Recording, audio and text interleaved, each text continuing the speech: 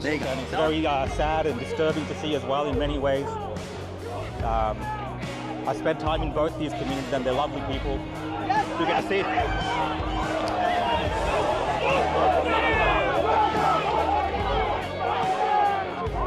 OC spray has been deployed.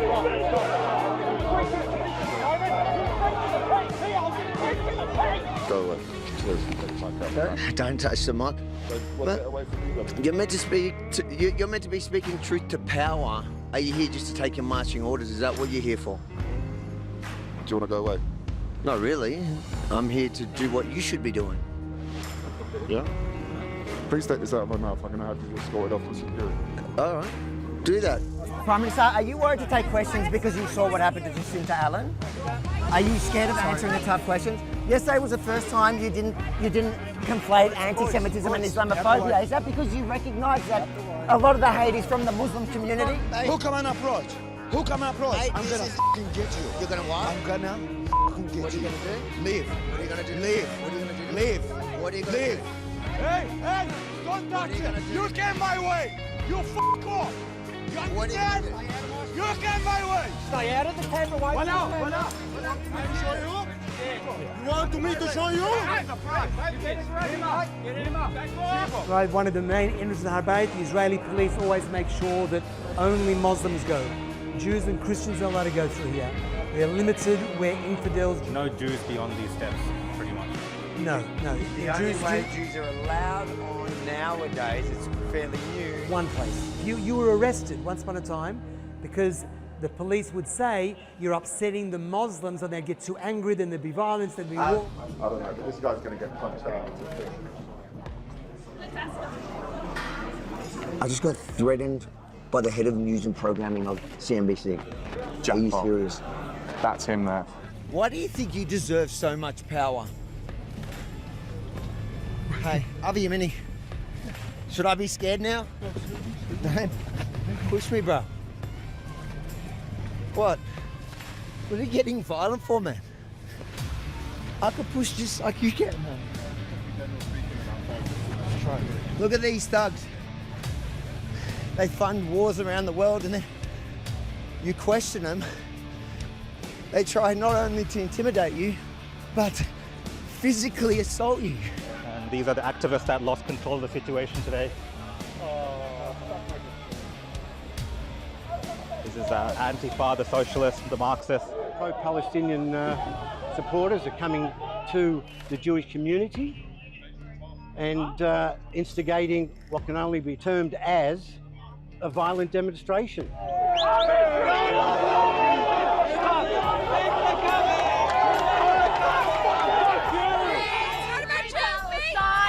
But you're at a synagogue. Why did you come to a synagogue if it's not about Jews? You find Palestine war criminals in there.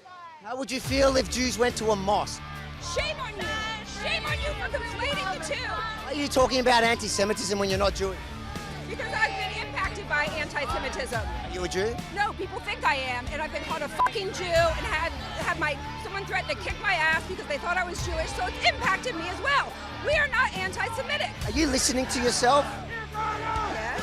Jacinta, we understand it's easier to run away, but what would you say to the Jewish community for them to believe that you could keep them safe since you failed them for a year and a half? Look at that. Look at, what are you doing? Why are you blocking my way, mate? Jacinta, why are you running away from the tough question? Why are you running away? Like a coward. No Jew can believe you're going to keep him safe. You came for a photo op. Does it look like how you expected it to look? Is it bigger, smaller? It's smaller. Yeah. Man, I don't need that. You're not going to wear it? Nah. Wow. How are you going to do your photo at the wall? You have to wear one at the wall. You have to? Yeah. All right. You're going to look weird. People are going to look at you. We just need to get that photo. All right, let's go pay our respects. Can you tell us why you're still wearing a mask? Is that for COVID or to like protect your identity? Touch my...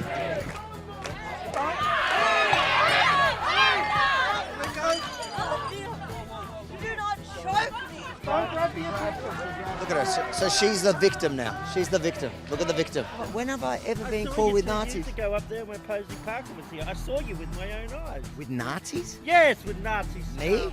Yes, Michael Coulston and all his mates. You know I wasn't there on that day.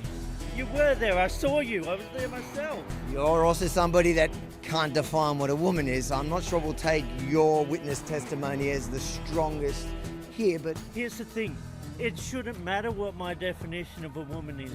To women it shouldn't be matters. up to one person to define to others what they should do, yeah? Biology should, though. Are you not ashamed of what you've done in the last couple of years?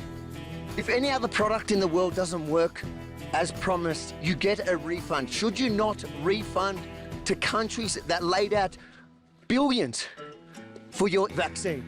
The Lord is my shepherd. Come from this side. I shall not want. He makes me lie down in green pastures. He leads me beside still water. He restores my soul and leads me in paths of righteousness for his name's sake. Even though I walk through the valley of the shadow of death, I shall fear no evil, for you are with me. Your rod and your staff, they comfort me. You prepare a table before me in the presence of my enemies. You anoint my head with oil, my cup overflows. Surely, goodness and mercy shall follow me all the days of my life, and I shall dwell in the house of the Lord forever. Amen. Are you going to apologise for getting everything wrong, from mask mandates to vaccine mandates? Dr. Tedros, this is your chance to apologise to the world for your role during COVID. Would you like to take it? Oh, But and you too, Rukshan. why are you picking on Rukshan? He's a person of colour. He's a protected species. These are not real journalists. These are cooked podcasters. This is not a real... It's a cooked...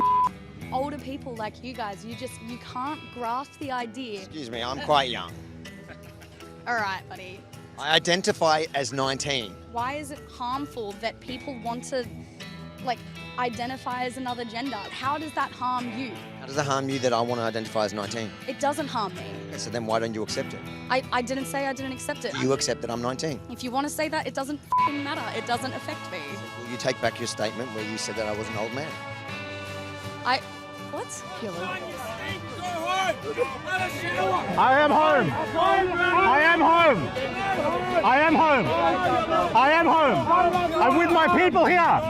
I'm with my Australians. What do you want to do, man? I'm home. I'm home.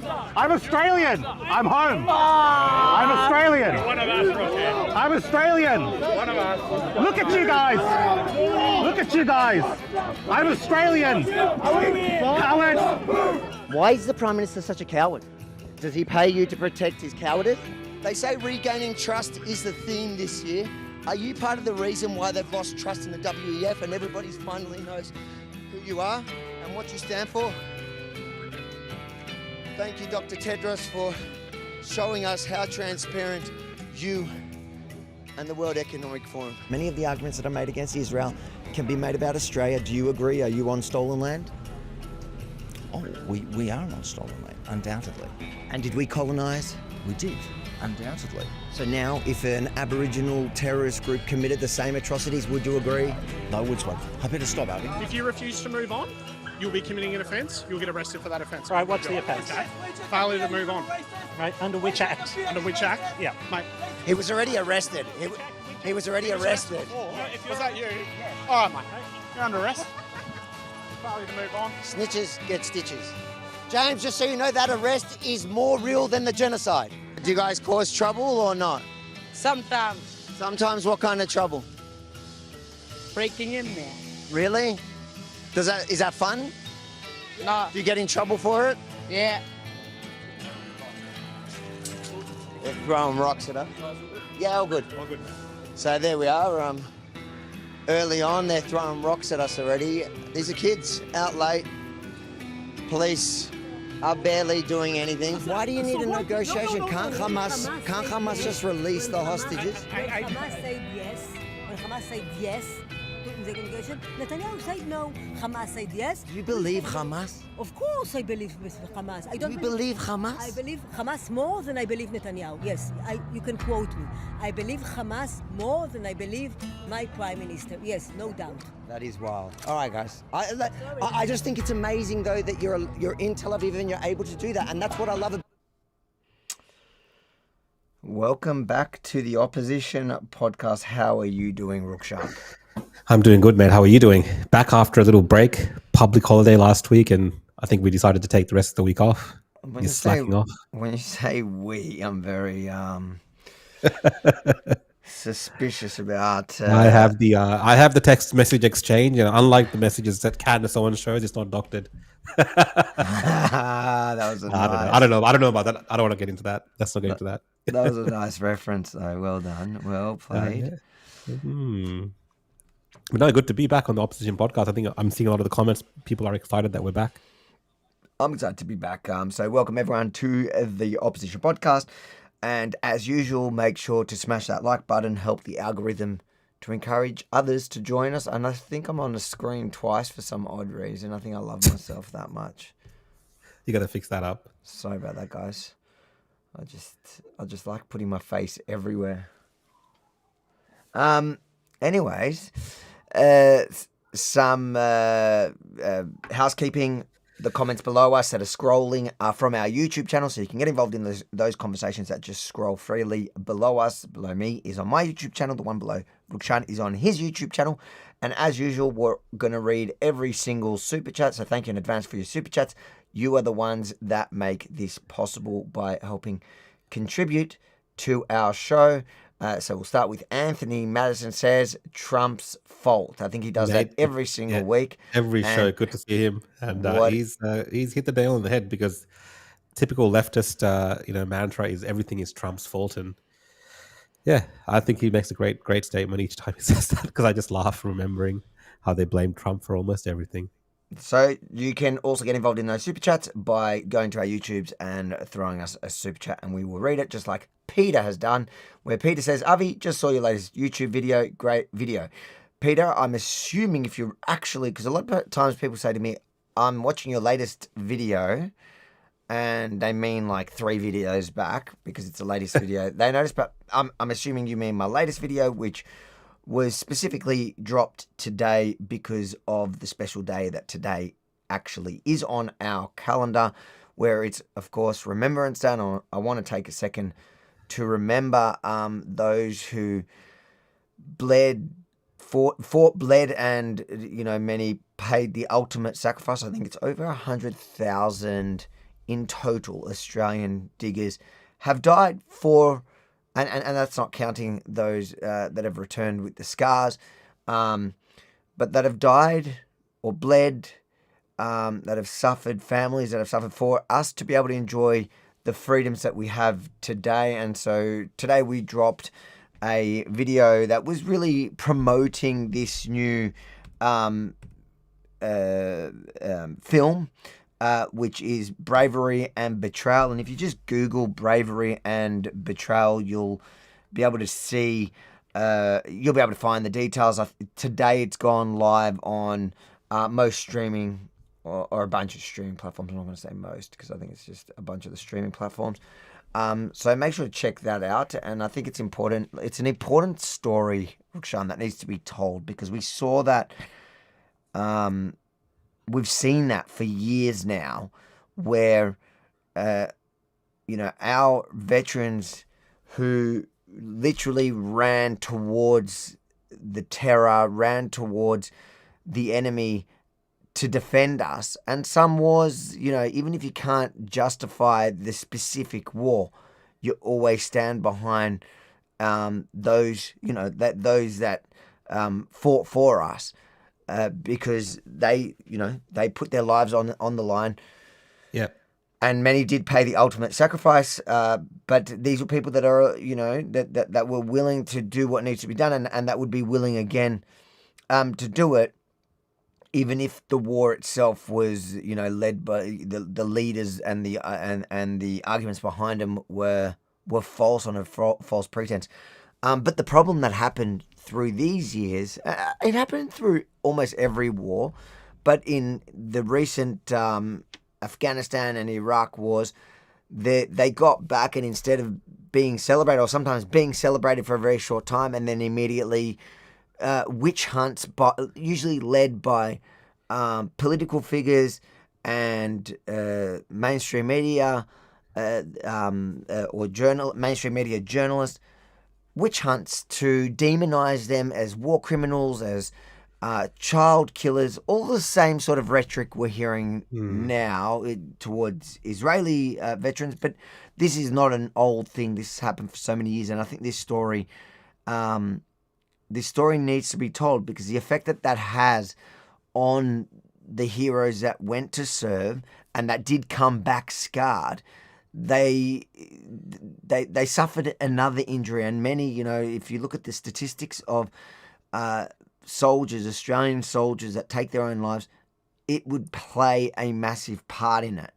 And we owe these guys everything, but at least our absolute support when they return.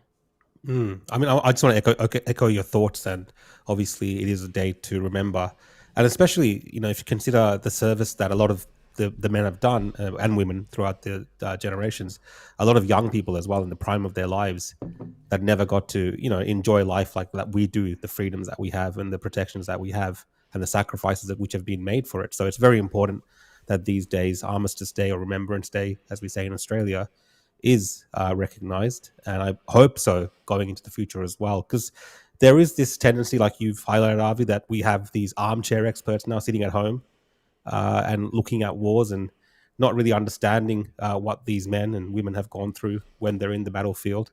And especially in a theatre of war like the Middle East, I remember one of our early podcasts we spoke to Heath and Russell regarding this issue. And just to hear, he was a commando as well.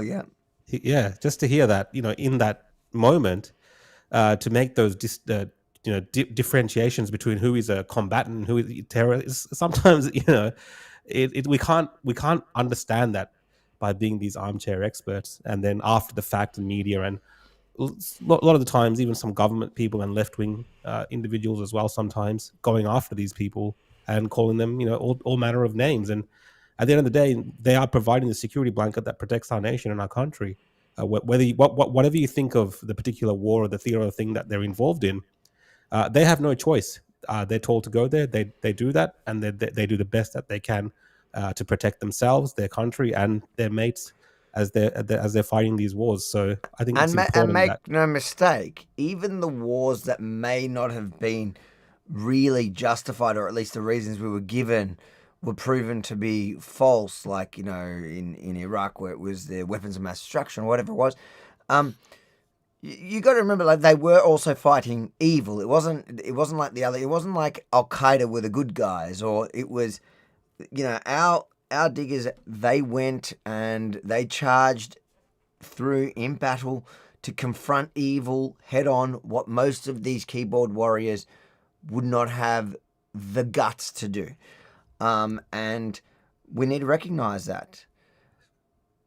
Yeah, no, definitely I agree. So I take everything that I hear, or the criticisms of our military from these theaters of war with a grain of salt. I don't just jump into it and go after these individuals for doing what they've had to do in those battlefields and to judge them so harshly. Especially because we've seen often, again, going back to Heston and Russell, like with the ABC where they doctored that footage. Yes, added the gunshots in. I mean, it's just crazy like that our media is involved in this type of deception and manipulation against our armed forces.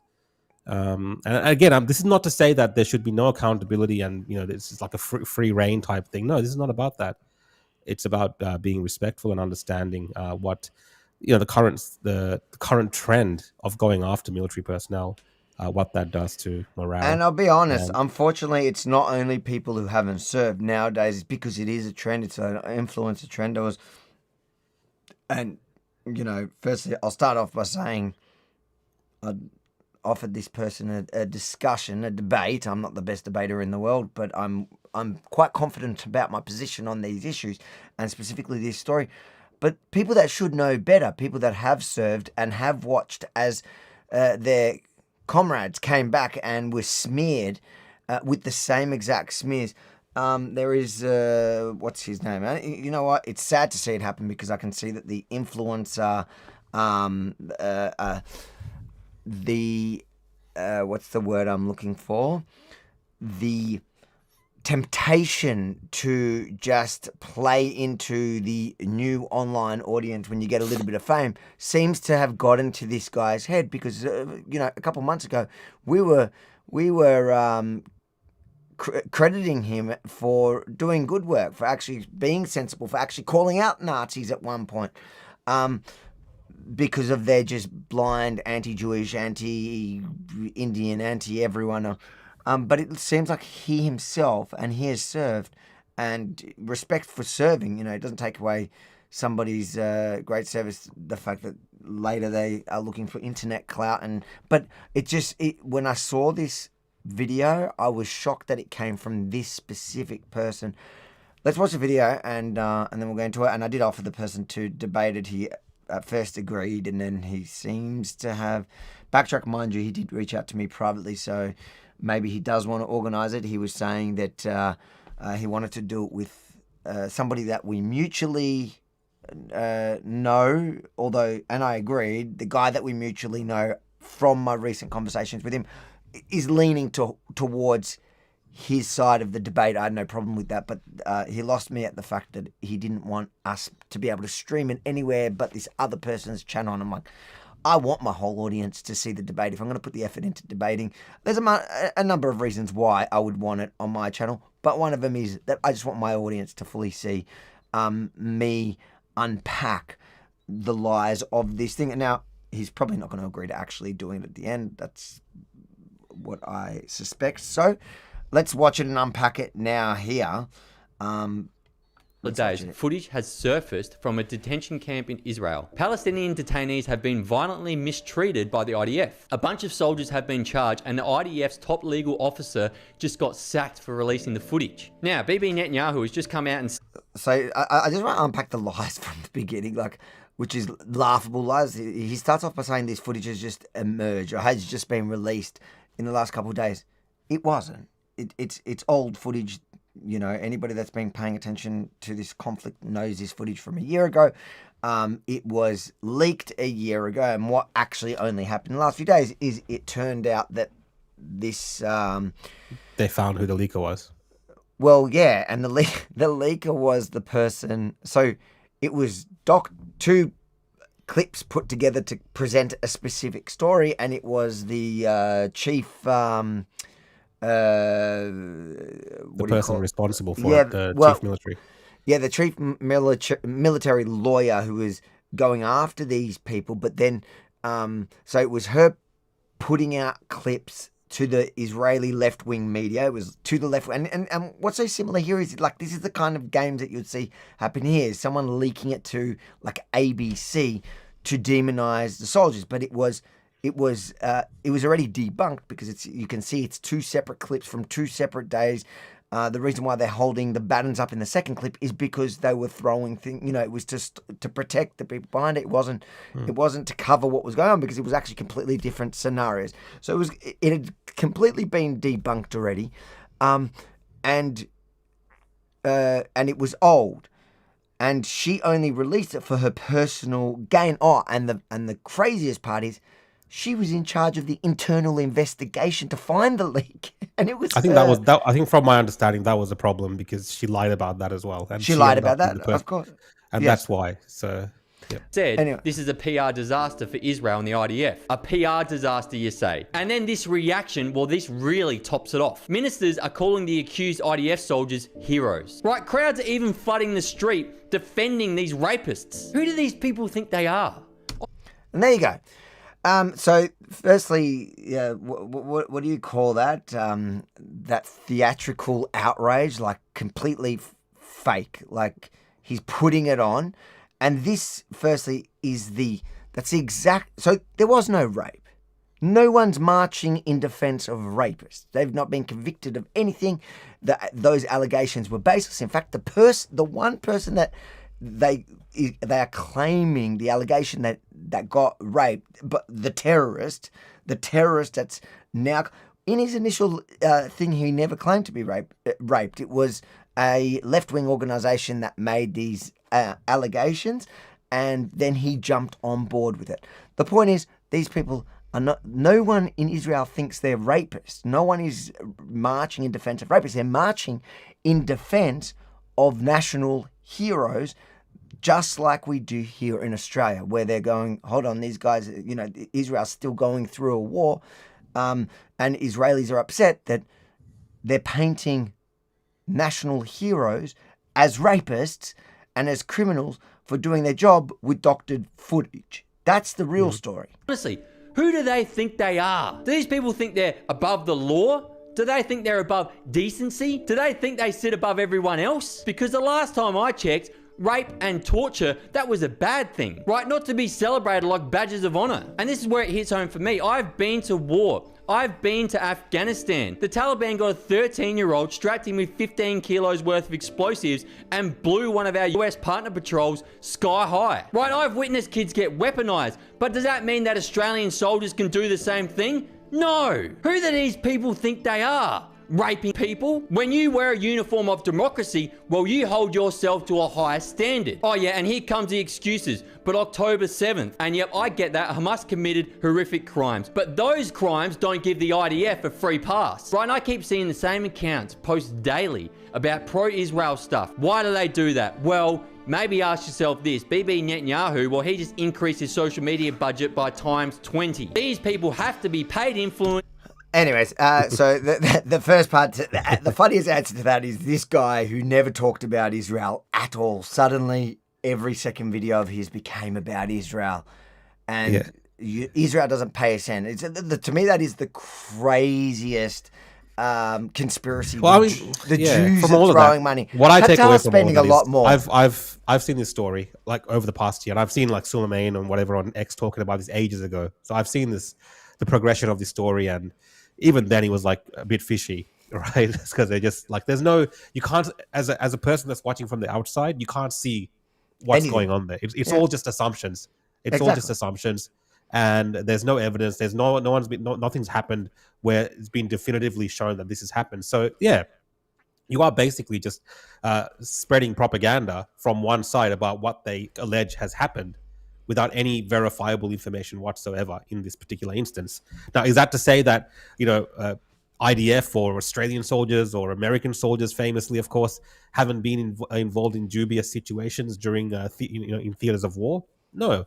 But there's this obsession with pointing out, who are these people? Who do these people think they are? The idea, you know what I mean? Like, and the funny thing is, it's like all the militaries, and it's the same thing, like you said, Avi, at the start. It's what they say about the Australian military sometimes. Like, who do these people think they are? Like, and the funny thing is, so these guys got charged from that woman. They were all charged, for these alleged crimes.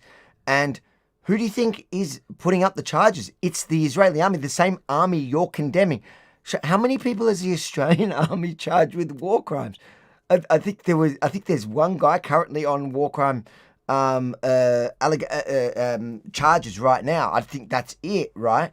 There's been a lot of allegations in Australia, baseless allegations. People have been cleared. There have been investigations, just like there are in Israel. But these guys are actually charged, and they have to fight to clear their name. Now, let that play out. What you're seeing in the videos is nothing like what they're saying it is. And secondly, it's two clips put together that has now been proven. They've been debunked from being the same as two completely separate times that they were filmed. But to me, it's sad to see someone like that who uses his military service instead of standing up to defend other military personnel from being demonized in the same way that Australians are and have been every single war, and people that he would have served with have also been demonized when they actually, put their lives on the line to defend our freedom, just like he did if he went to Afghanistan, just like he did. And again, credit, thank you for your service, even if you're completely like. I think, to me, I'm watching this. I'm like, I know you know better, and I know you know what's happened here, and I know you know that lefties have used this exact same tactic against your brothers and sisters that fought alongside you in Afghanistan. And how do you look in the mirror and then make up a story unless it's for clout? Like, you don't really believe it. There's no way you're not that stupid, so you don't. You've been there, you've seen it, and that weird story of saying I've seen a 13-year-old strapped, they strapped a bomb to him to use him as a, which is a shocking thing. How are you comparing that to a weird footage which doesn't show anything, which is I think he was. I was thinking. I think what he meant was, even though those things happen. Oh, those things happen. It doesn't give the right for the military. And it doesn't. To and he's inflict. Yeah, of and course. You're right. He's right. He's right in all those things that he says. And the thing is, if they raped even the terrorist, they should be held accountable. And almost all of Israel would agree with that. The thing here that people disagree with, and I know because I watch Israeli TV, is that they're disputing the story. And there are so many holes in the story that, and that video you're showing, like you said, is not evidence of anything. But somebody like this who has served and seen, doctored footage used before, like against Heston Russell, which was the example you gave before, where, ABC threw in some sound effects to make it look like he was committing war crimes. This is the same thing. This was fed to a far left-wing media outlet that was so excited to see it, to share it, to demonize. And when you say that, the implication that he makes, that Bibi Netanyahu said this was a shocking PR thing for Israel, of course it was. Whether it's true or not, it makes Israel look incredibly bad. But imagine it's not true, which there is no evidence of it being true right now. Yep. And this went out because this one person was trying to save her own personal career, so she had to put something. That in itself, Avi, that in itself, that she did that you said, like, there's certain criminal charges or things that people in Israel bring against the IDF, and there's left-wing organizations and left-wing newspapers that want to reveal these things. That shatters a lot of the propaganda that we hear about Israel. Like, people talk about Israel like it's a monolithic group of people who are all working together to commit this so-called genocide, and everyone's in on it. But what you can see is within the country itself, like, it's a democracy. There's left-wing people, there's traitorous people within the government, there's people leaking stuff to the media, and there's all manner of nonsense going on, just like we see in Australia or in the United States of America. So in that sense, it kills all that nonsense propaganda that we hear. And the fact that to then conflate that with people who are arguing against this must be getting paid $7,000 per post. That's the ultimate conflation, because it's so dishonest, because you're like, you can't argue against anything because, you're just a paid propagandist. And I just find it hilarious, him specifically. So that's what you want to debate him on? I'm just kind of learning about all this I said to him, let's debate on Israel-Palestine, because he's suddenly, he's also saying accounts that every second day post about Israel and Palestine. It's like, bro, in defense of Israel. Bro, that's what you've been doing lately, because you've realized there's a market now as well. It was a really weird timeline to see. This one guy, there's a couple of them. There's that Big Chocky, but Big Chocky, whatever, he's this buffhead that has no real idea about much. He does really short clips.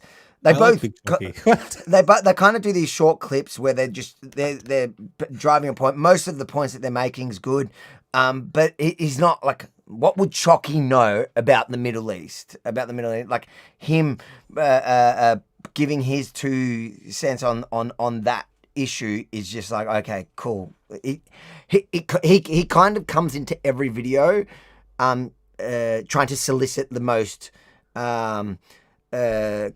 He says it. He signs off, and if you don't like, he's critical. He's critical of everything. I've seen him have it.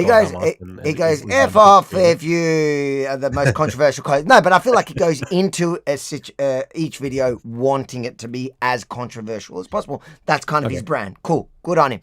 I don't really care. This is somebody that has served. And from what I don't know about his service exactly. I think he may have told me, because I did speak to him. The funny thing is, when the Nazis, when that whole Nazi thing came out, he called me and we had a decent chat, and he was kind of worried about the Nazis doxing him and whatever. And I was like, no, don't worry. It's, I was trying to make him feel better. They're not gonna, you don't have to worry about these clowns. Whatever, just protect yourself. Just have, this is when you become a public figure in this space, you've got to ensure that you do certain layers of protection to make sure that you are not an easy target for a lot of people, like as you grow, more and more people are going to dislike him. But then he went from that, and that was all from him and Chocky at the time criticizing these Nazis, to like a few weeks later, kind of spewing the exact same rhetoric as those groups that they were condemning, and obsessively.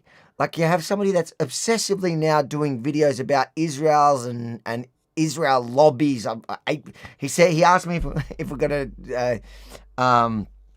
if we can debate the Australian Israel lobby, whatever the funny thing is, I probably agree with him on like most of it. I think he's picking that specific like if I go do the research on it, I promise you I'll find that there's like 100 lobbies that are way more powerful and probably a few Qatari ones or Arab ones that are way more powerful, especially in Australia. It's like if you think an Australian Israel it's lobby, Chinese lobbies which are powerful here. yeah, that's true. If you think the Australian Israel lobby is powerful in Australia, you're delusional. Like, look at the last few years. What have the Israelis gotten from the Australian government? Literally, the Australian government here has turned against Israel. So here there's not even the argument of like the APAC in America. You don't even have those things. Like you have to fall back on the American situation to be able to justify those stances, because here it just doesn't exist. And here, like the Jews, who controls the media? It's like, there are no Jews in the media. Like you've got all those arguments don't actually work. They fall apart here. Anyways, I did agree to debate him. I'm not the best debater. I'm happy to debate. I'm happy to have a I would like to see the debate. I think it'd be a good debate. Do you know what? I need to do more debates and learn how to just let the other person talk and then just debunk their wild conspiracies and just mock a little bit, but let them have their time. Like when they say you're being paid, when they pivot to these laughable points that you're being paid by Israel, when you're the one that shifted you. Like we've been consistent the whole time. You're somebody that overnight shifted. And if we're really honest about who pays anything, the Qatari government pays a lot more than a Jewish government is paying anyone to do anything. Yeah. Look, I mean, I'd love to see that debate because Sam, I liked it when he actually did go after the Nazis. And when they went after the Nazis, because I thought, especially coming from him as a veteran. Chocky, I never tried. Chocky, I always thought was like a bit of a, like, I felt like he was just stirring it for clicks and clout. Like, I've always felt that about him from the beginning, and that people have approached me to try connecting with Tommy Robinson back early when he was funny. He wanted the Zionists then, now he's all anti-Zionist. But I got that vibe from him already. Just by the name that he tries to call himself, the controversial coach. He just wants to be controversial for the sake of being controversial, just to blow up on the internet. This guy was a disappointment to me. It was a disappointment to see someone that I looked at and go, oh, he's rational, he's sensible, he's served, he stands and will fight for Australia, not just in words, not just online, not a keyboard warrior, an actual warrior. And then you see, like, he was digressing and then he turned into this. I was like, mate, why don't we debate it? Why don't we talk about it? And I'm happy. I said to him, I'm happy to do it in any format, anywhere you want to do your show, much, whatever. The only condition I have is that, like, you can even have your moderator, which that guy is his moderator. I'm like, I don't care, right? I'm going to really work hard on myself to listen and then break down every argument. And hopefully the moderator can help with that. But the only condition is that we can share it everywhere. Why would you not? He said for the integrity of the debate. I'm like, what? How does that change the debate? It doesn't actually change anything on the debate. Live stream the debate. Everywhere. Live. Like, wouldn't you want? Yeah, but they're saying like live stream it only on this guy's platform. It's like, why would I do that? So that I think it's like so he can make money on his thing by doing it. It's like, well, there's no need to make money on it. I think it's an interesting debate to have because, like, what people will say, Avi, is I'm going to put the other hat on now. People will say that, of course, you're pro-Jewish, you're pro-Israel. Sure. You defend the IDF. You've served in the IDF in the past. Yes. So you come with this bias, absolutely. Right? Whereas Sam, he's an Australian veteran. He sees it from like the Australian that perspective of serving in the Australian military. I can't wait to hear his thoughts on the Australian that's war why crimes. I would say. That's why I'd say this would be an interesting debate because, and would be great if Sam took it up because I hope he does. Because I think they are Sam and Chalky. I see them online, and they're actually cutting across to a lot of a different audience of people that even we don't cut across to, like the everyday people, like in a different way. I'm saying TikTok and Instagram. I don't know. Yeah, that's a whole different segment, a whole different crowd. But they kind of have a bit of for conservatives, they do really well on those platforms. So it'd be good to have that, and then have you, who has this kind of more.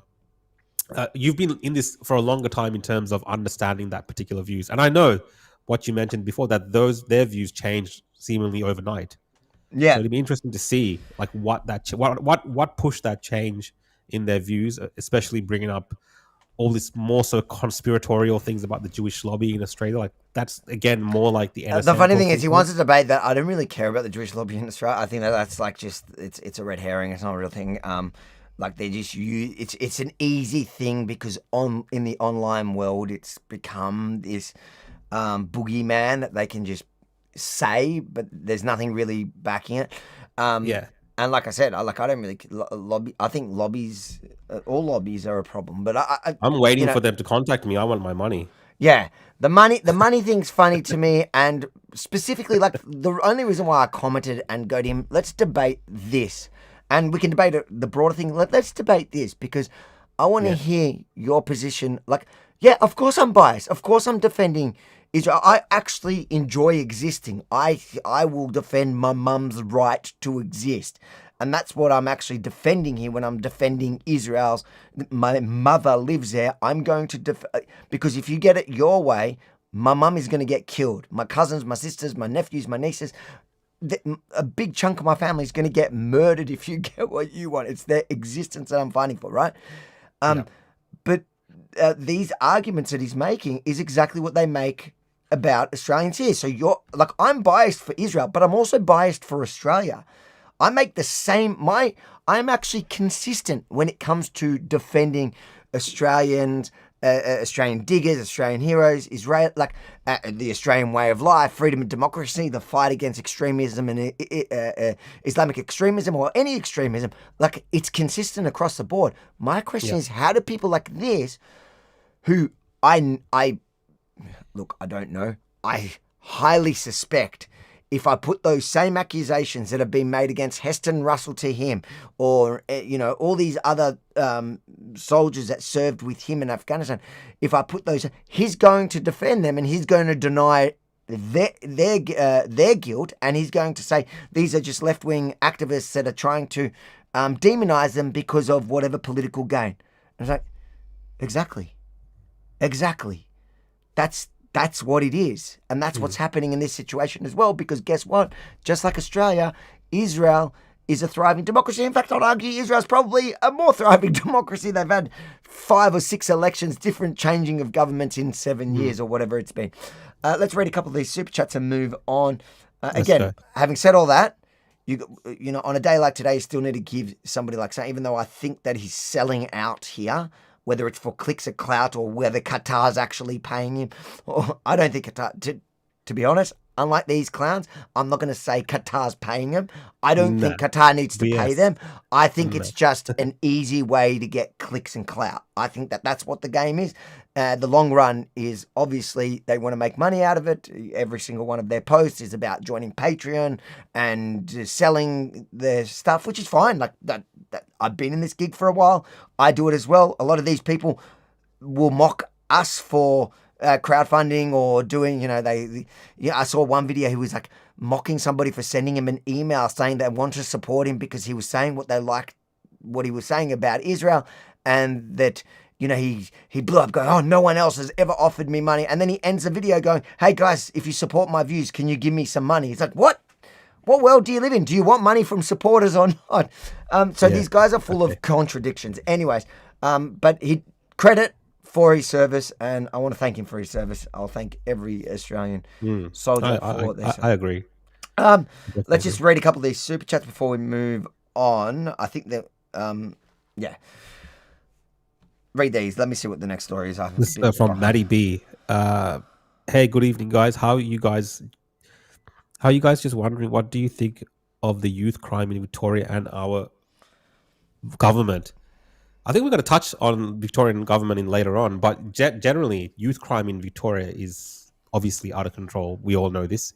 We've got nonsense like machete bins. We've got politicians getting up there with ideas that address everything else except the big elephant in the room, and that's these little African gangbangers running wild, mainly, right? These African gangbangers and some Middle Eastern groups and some Asian groups, but mostly these African groups. And there is a problem. That's not being addressed. A lot of these people that are doing this are young kids under the age of 16. They're getting released on bail multiple times. We've had people released on bail at least up to 60 times. We've also seen documents where the Justice Department is being encouraged not to put anyone in jail. It's literally the default position is if they're under a certain age, you just bail them out. And then they're going around and robbing grandma and granddad every night down the streets of different streets of Melbourne, and terrorizing hardworking people who are already doing it tough.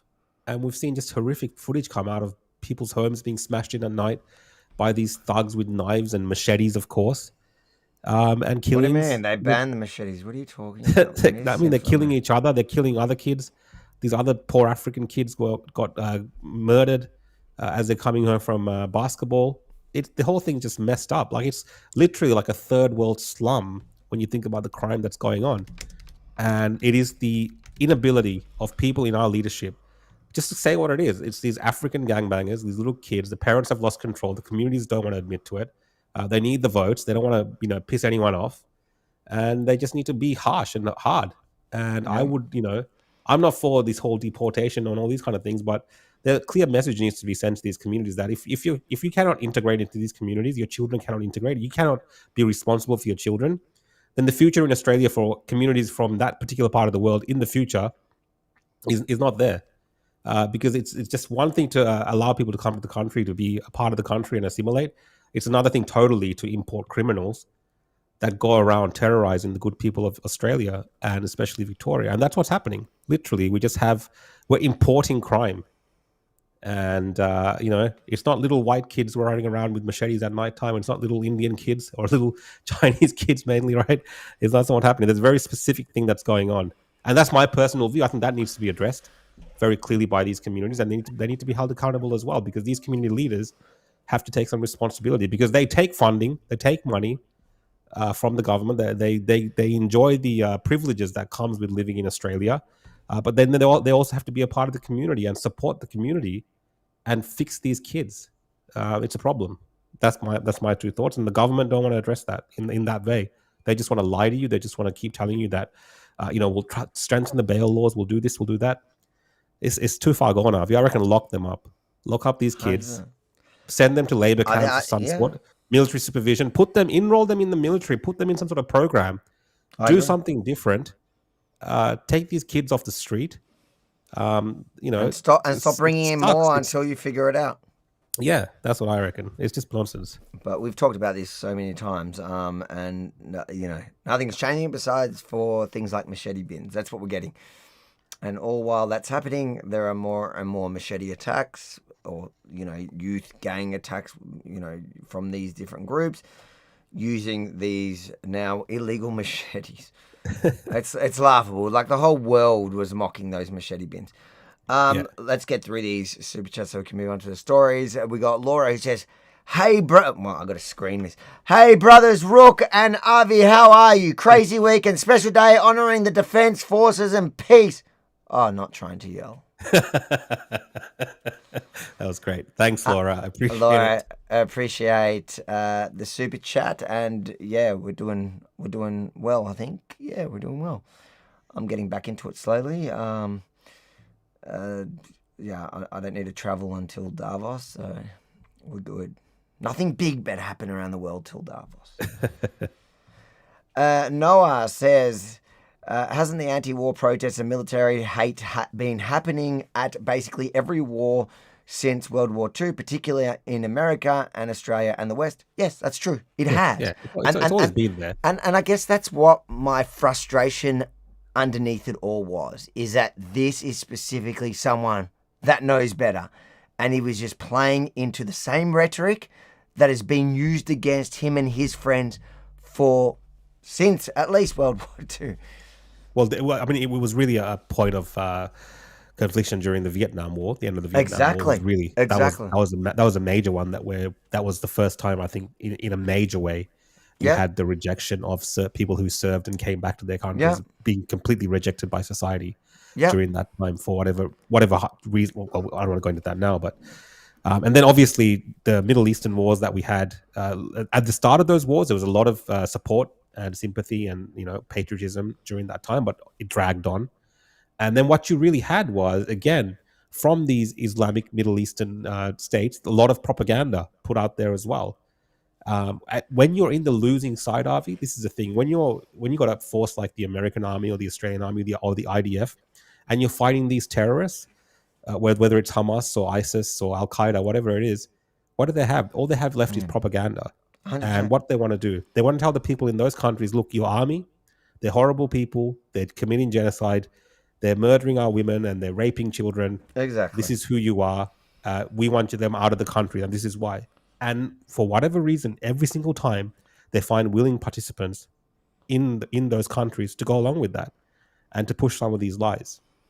Now, that's not to say that these type of war crimes have never ever happened. We've seen weird things coming out of like Abu Ghraib, the prisons, and some of the disgusting things that were going on, like beyond what is expected of people in service. We have seen that, but the general slant tends to be anti-military at a certain point in a conflict, anti-war, in a way that they're willing to denigrate the service that people do provide, by sacrificing themselves in that theater of war. And we've seen that time and time again. And the IDF, I think, is the same thing for the world. But they're the world's punching bag, Ivy. That's the thing. It's not just the terrorists going at it; it's everyone else going at them as well. And you have all these accusations of genocide and all these stuff. And at the end of the day, it's these soldiers again who are there who have to bear the brunt of it. Yeah. And it is what it is, sadly. But like you said, some people should maybe know better. You know what? I don't care that Big Chocky said. Big Chocky goes on all these rants about me nowadays. It's like, I don't care. He goes on rants about you. Yeah, you're not somebody I respect. Like, I don't care. No, he does like posts or something. People have sent me, but like, I don't care because I never actually took you seriously. This guy, it bothers me that you're going out and you're using the leftist tactics that has been used against you and your friend when you went to fight to defend Australia. And do you not see it? Or I don't think you're that dumb. So then you're just using it. You're joining the mob for that clicks and clout. And that makes me lose all the respect in the world for you. And I think it should be called out. And I think people should look at it and see it and apply the same arguments back at you. And will you defend it again? And that's why I just want to also raise this point that outside of the West, the invasions of Afghanistan and Iraq, a lot of other countries see the West as the aggressor. Yeah.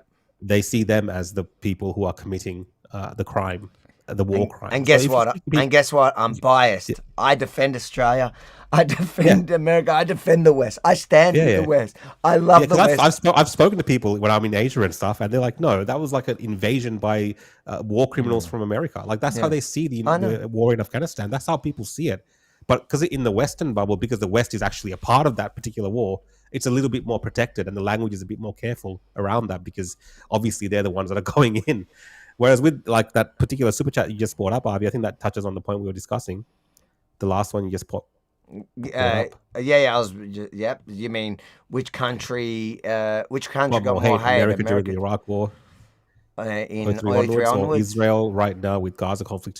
For sure, I would say by far Israel. Yeah. I have not seen anything like this, and I probably didn't pay attention to it during previous, incursions that Israel's made into different countries like Lebanon and stuff like this. I probably didn't pay attention to it back then, but right now, like whatever I've seen the IDF and Israel being put through, no other country faces that kind of scrutiny when they're conducting a military offensive or a war. No. And I have seen far worse acts committed by the Western powers in certain circumstances. If I'm highlighting the West specifically, when it comes to even during the Obama years, the amount of things that they bombed with drones and stuff. Now again, I'm not complaining about that in that sense. It's a part of the war. The terrorists are there. The Iraqi army's there. It's the war. I get it from that context. But they never got the heat that the IDF gets. when it comes to them conducting their military operation. And when we look at the figures at the end of all of this, despite whatever anyone says, they have minimized in that urban, scene that we've seen. I think they've minimized the casualties more than maybe what the Americans and the British would have done in such a scenario.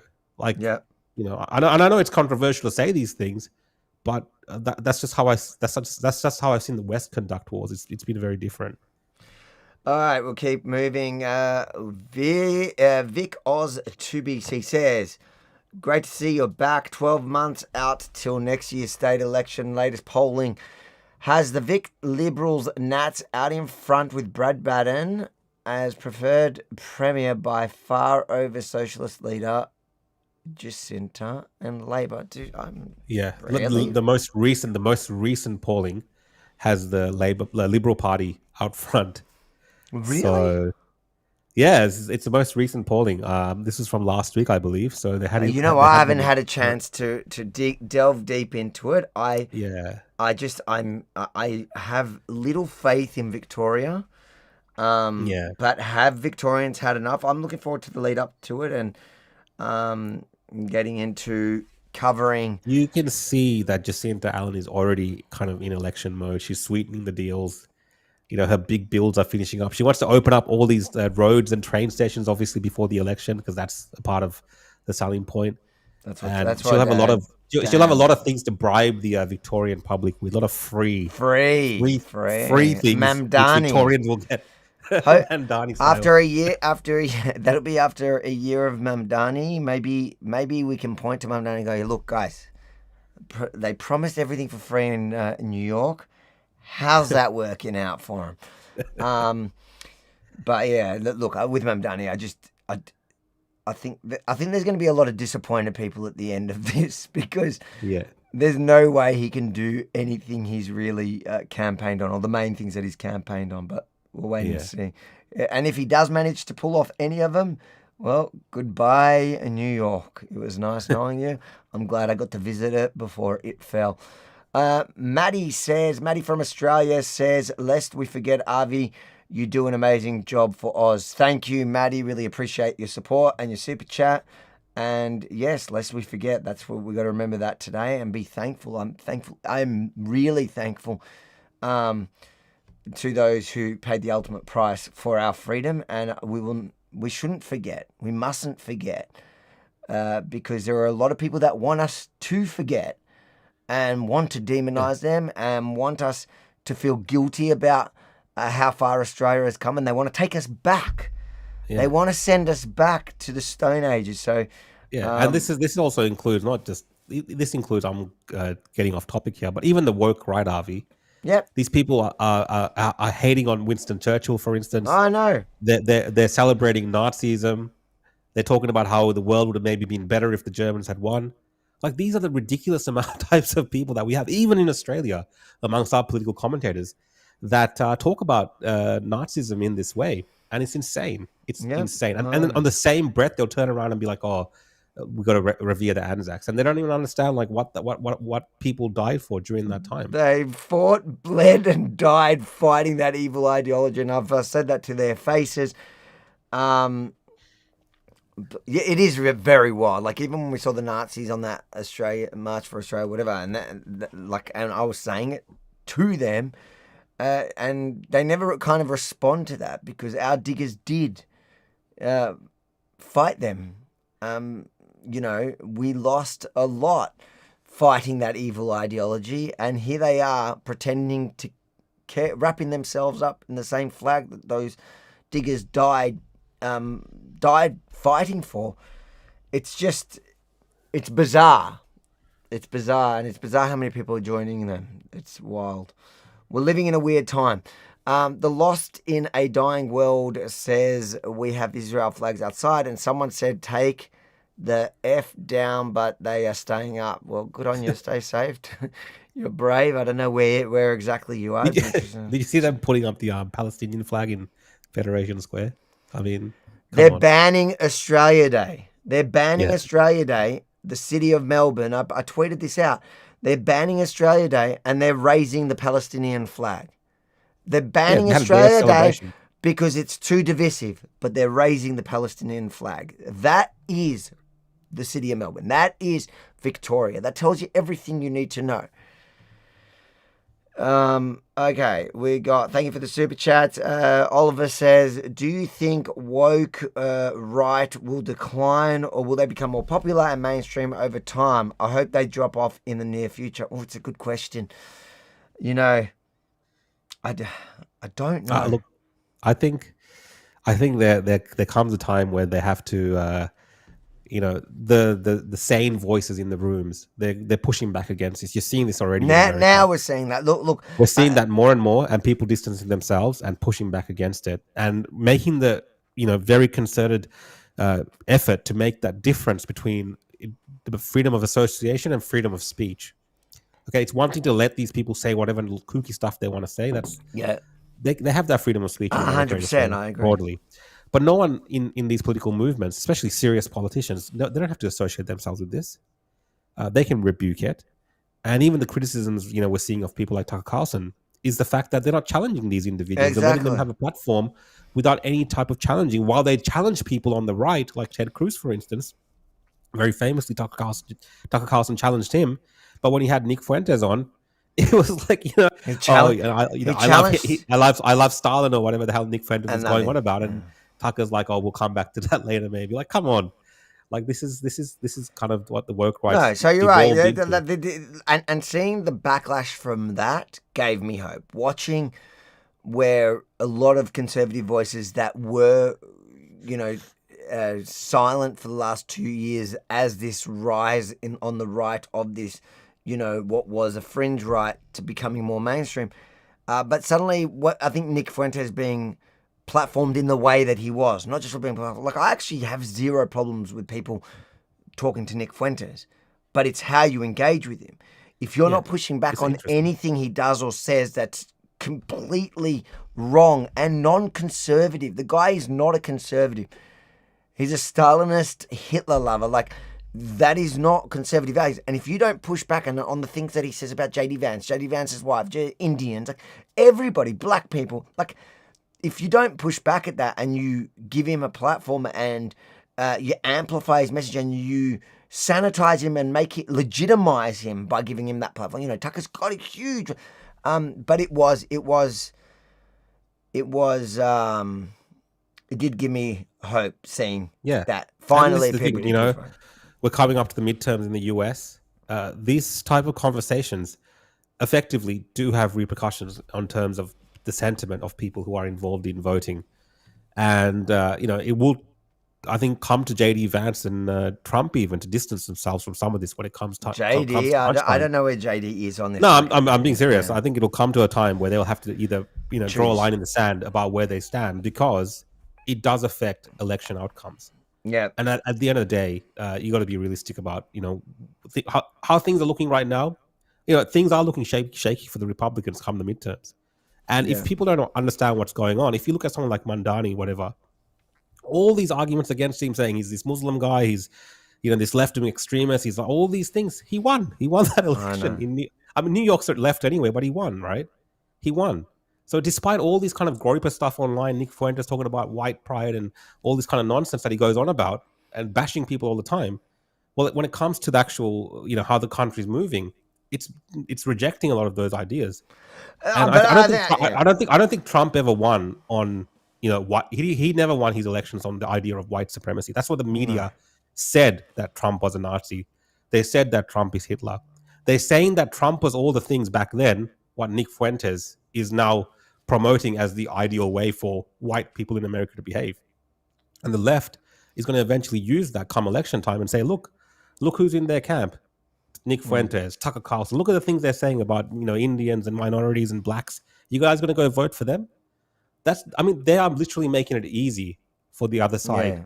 Yeah. And, I hope, the big names like Trump do come out and push back against it. And I think Trump's come out today and pushed back against Marjorie Taylor Greene and said... I saw that. That was funny. So, yeah.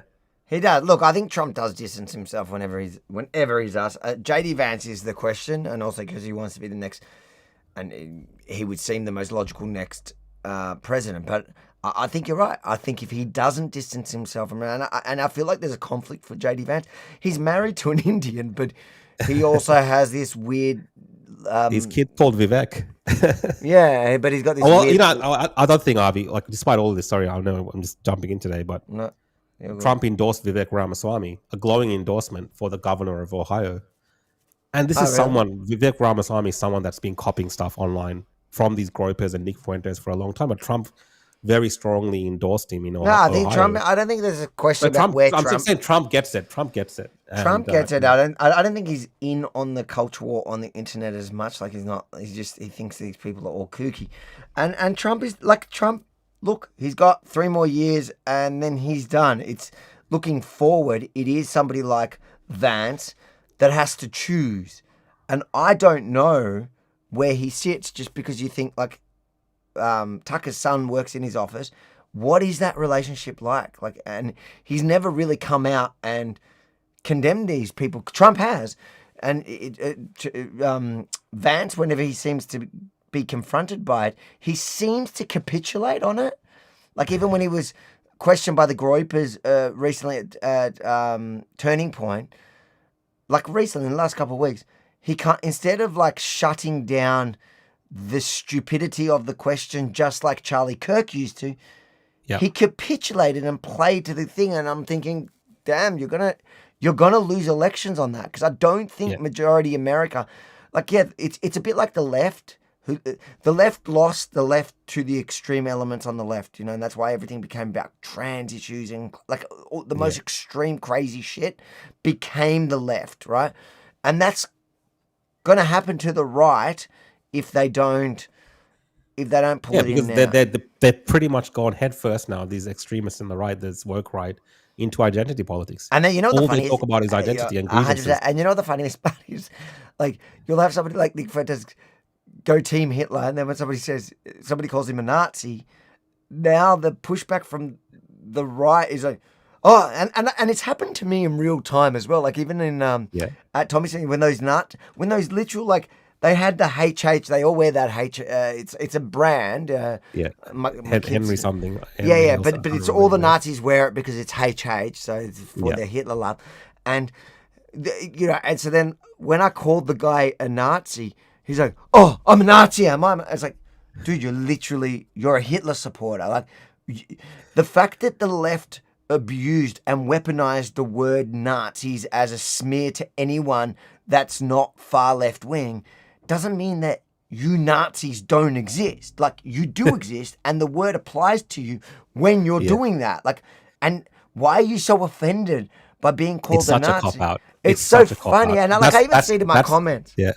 That's how I know. That's how I know that these guys have no real, no real ability to change anything, because they're so afraid of even who they are. Sometimes when they're called out of it, they all just cop out of it.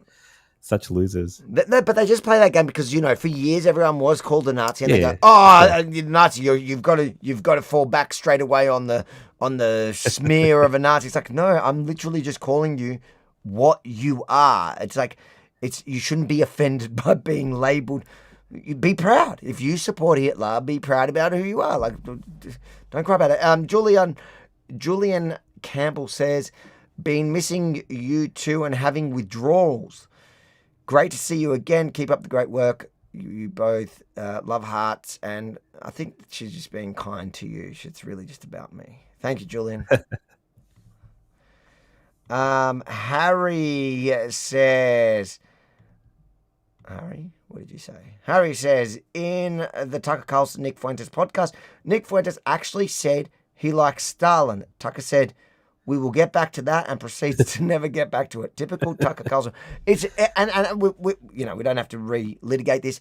Yeah. The point is, when it was Ted Cruz, the question was so stern, hard, push him into the corner. Go, how many people are there in Iran? You know. And that wasn't a big deal, but I think if you're an interviewer and you come across someone as an American conservative political commentator and they say to you, "I love Stalin," I think that should raise at least curiosity to be like, okay, why? And some, bit of pushback against and challenge it. challenge and give a challenge it. If to you're a that. conservative, challenge. Like the thing is, I don't think Tucker Carlson is a real conservative. And like he played conservative for a bit. If you look at his political Yeah, he's career, at CNN. Yeah. he started on the left, ended back on the left. Like he'd gone all around. The only thing is, on the way, he picked up all these people that are weirdly willing to defend every. Like, who was it just now? He also himself endorsed some South American communist dictator. But Maduro. Yeah, like how is that a conservative position? How it's what? Yes. Next comment. Paul Murray says, please come up with a list of social media people who are worth balanced listening to, not an echo chamber. Okay, there are a bunch of people that I actually listen to at the moment, to be fair, that I watch. I like watching the debates. I do enjoy watching debates. There's a few. I don't even know their bloody names, though. There's a few I've been watching lately. Look, Dinesh has been really good. Dinesh, he's been great. I think Dinesh, and he's someone that doesn't back down in the sense of people calling him out, because obviously he's got an Indian heritage, but he's been in the Reagan administration, I believe, and he's been in jail for his beliefs, for his political convictions, because Obama put him in jail, and he's made multiple documentaries about whether it's the Clintons, election fraud. And Trump is also a major supporter of Dinesh D'Souza. So he's got a lot of people backing him in that sense. And I think he really does make poignant arguments and statements which drive home certain points about what's happening right now in American culture. Yeah, I think he's a good one to watch, and not just his own talk show, but when he appears on other people's shows and answers questions. There's an interesting interview with him and Konstantin Kisin. They're doing some podcasts, so that's been interesting. Constantine has actually been decent lately. Constantine, you can. He's got Dave Smith on tonight. That'll be an interesting one. I want to see if he actually pushes back. I'm just looking at my history, because there's somebody that I'm thinking that. What's that black guy? He the one that destroyed Dave Smith recently in the most classy way. Do you know who I'm talking about? Yeah, I know who you're talking about. Can we just look him up? Here. Coleman Hughes. Coleman Hughes. That's who it was, wasn't it? Okay. Coleman Hughes, he's worth looking at. Who else is there that have been... But there's also people that I think also Ben Shapiro. I think he's been doing a good job. I think Ben Shapiro's been. I think Ben Shapiro, not outside of his show, going and talking to, whether it's the Megyn Kelly interview that he did recently, the podcast, or whatever, the live show. The live show you're seeing Shapiro. You're seeing a side of him that you haven't seen before. He's a bit more animated in his language as well, and he's kind of putting it out there. Yeah, he has been. Yeah. No. So I think I think he's kind of meeting the moment, because the other side is become, the woke writers become so extreme in their language. I think he's just calling it as it is, like bullshit. And I think he's just drawing a line, and it's probably a line that people wanted to see I would have wanted to see from Ben Shapiro a year ago. But I totally get it. The problem with being Jewish and in this space in the last 2 years is that, like you said before, any defense of Israel is met with immediate, oh, well, you're just biased. And I don't even know how that isn't a counter argument. It's argue the points, not the person, not the messenger, not the man here, because I am biased. I never claim, and that's the thing, I never claim not to be biased. I am biased for freedom, Western democracy, our shared values, our shared morals. So I am biased for Australia, for Israel, for America, for Britain. That doesn't mean you can't. That doesn't mean I can't criticize Australian government, Israeli government policy, American. That's all fair game. But of course, I'm biased to defend it. I love the West, and but Ben's been hit with that, and it's hard when there is as soon as you post anything, and there's just a bot army, and you've experienced this as well in recent times. There's a bot army that just hits your comments, and try to detract from your point, your argument, your video, like everything, just because they're like, well, of course you'd say that. You're a Jew. Or of course the one that I got was, well, you've been to Israel, so you can't have a legitimate opinion anymore. I mean, it's just that's one of the most ridiculous points in the world, because you have people who are armchair experts on Israel who've never been there and seen it for themselves, making all sorts of kooky claims about apartheid and stuff. And then apparently, if you go there and see it for yourself and then report on it, then it's like, oh well, you've been paid to go there. So these people aren't thinking straight. If that's how you're thinking, guys, change your way of thinking, because you'd at least want people who have been there. Guys, chuck in the chat for Paul any other good names that it was Paul Murray, wasn't it? Chuck in the chat anyone else you'd recommend to check Topher out. and Carls. There you go. Topher and Carls. Who wrote that? We should ban them. Absolute rubbish. Abby says Rukshan sounds cute tonight with his blocked little nose. I am, Abby. I am actually recovering. That's why I haven't. If you're wondering why I haven't been doing my shows, I've been sick actually. So haven't been feeling great. I'm just getting back. He's got the China virus. Yeah, I'm just about to take the 5th or 6th booster for the latest variant. Sunny Proverbs Moses. Oh, I just gave us a super chat. Thank you, Sunny. Proverbs, Appreciate the support. Ted says, God bless you, Rukshan, Avi, and all Aussie patriots in the chat. Thank you, Ted, and appreciate your support and love and your super chat. Sonny has come back with a comment. Avi, would you possibly organise Tommy Robinson and Dominique, I'm not even going to try to pronounce his surname, I know who you're talking about, in the near future to come to Australia and show our politicians to grow some balls? Listen, I'll tell you this trick. Tommy Robinson is never going to get a visa, certainly not under our current administration here in Australia. So he is going to be talking at the rally coming up on is it the 29th? I think it is. I think so, yeah. The 29th. But that is going to be via video link or pre-record, whatever it is. And Dominic, that's actually not a bad idea. I could probably see if he would be willing to come here. He's the Polish. I think Tommy would only get in here by invitation of the government. So there you go. It's pretty hard for anyone else to bring him down. Yep.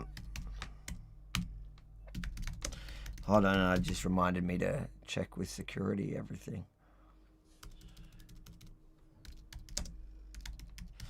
Anyways, let's keep going. Thank you for the super chat. So. And I think that's the guy that Tommy's at the moment in Poland with, which there's going to be a massive rally today, so watch that space. The Poles do it well. Maddie B from Australia says, "What do you guys think about the under-16 ban?" We're getting back to that in a minute. So once we finish these, we're going to unpack a bit of that.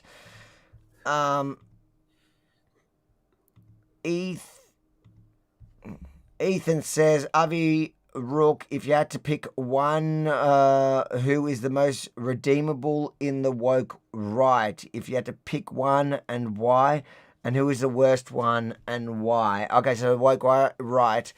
So when you say the most redeemable, like as in maybe they I think come someone back. that can maybe I wouldn't say Megan Kelly's fully in the woke right, but she's making a lot of excuses for it. She could come back. Yes. I think the worst. I think the worst is Tucker for me because he's the most dangerous. I would say probably Candace is possibly the worst. Candace doesn't bother me because everybody knows she's nuts now. Yeah, that's possibly true. But I'm saying in terms of the things that she's saying and putting out there into the public, I think it's doing a lot of damage to a lot of relationships and a lot of people, and overall the American conservative movement. At least I think she's ruining a lot of relationships between people.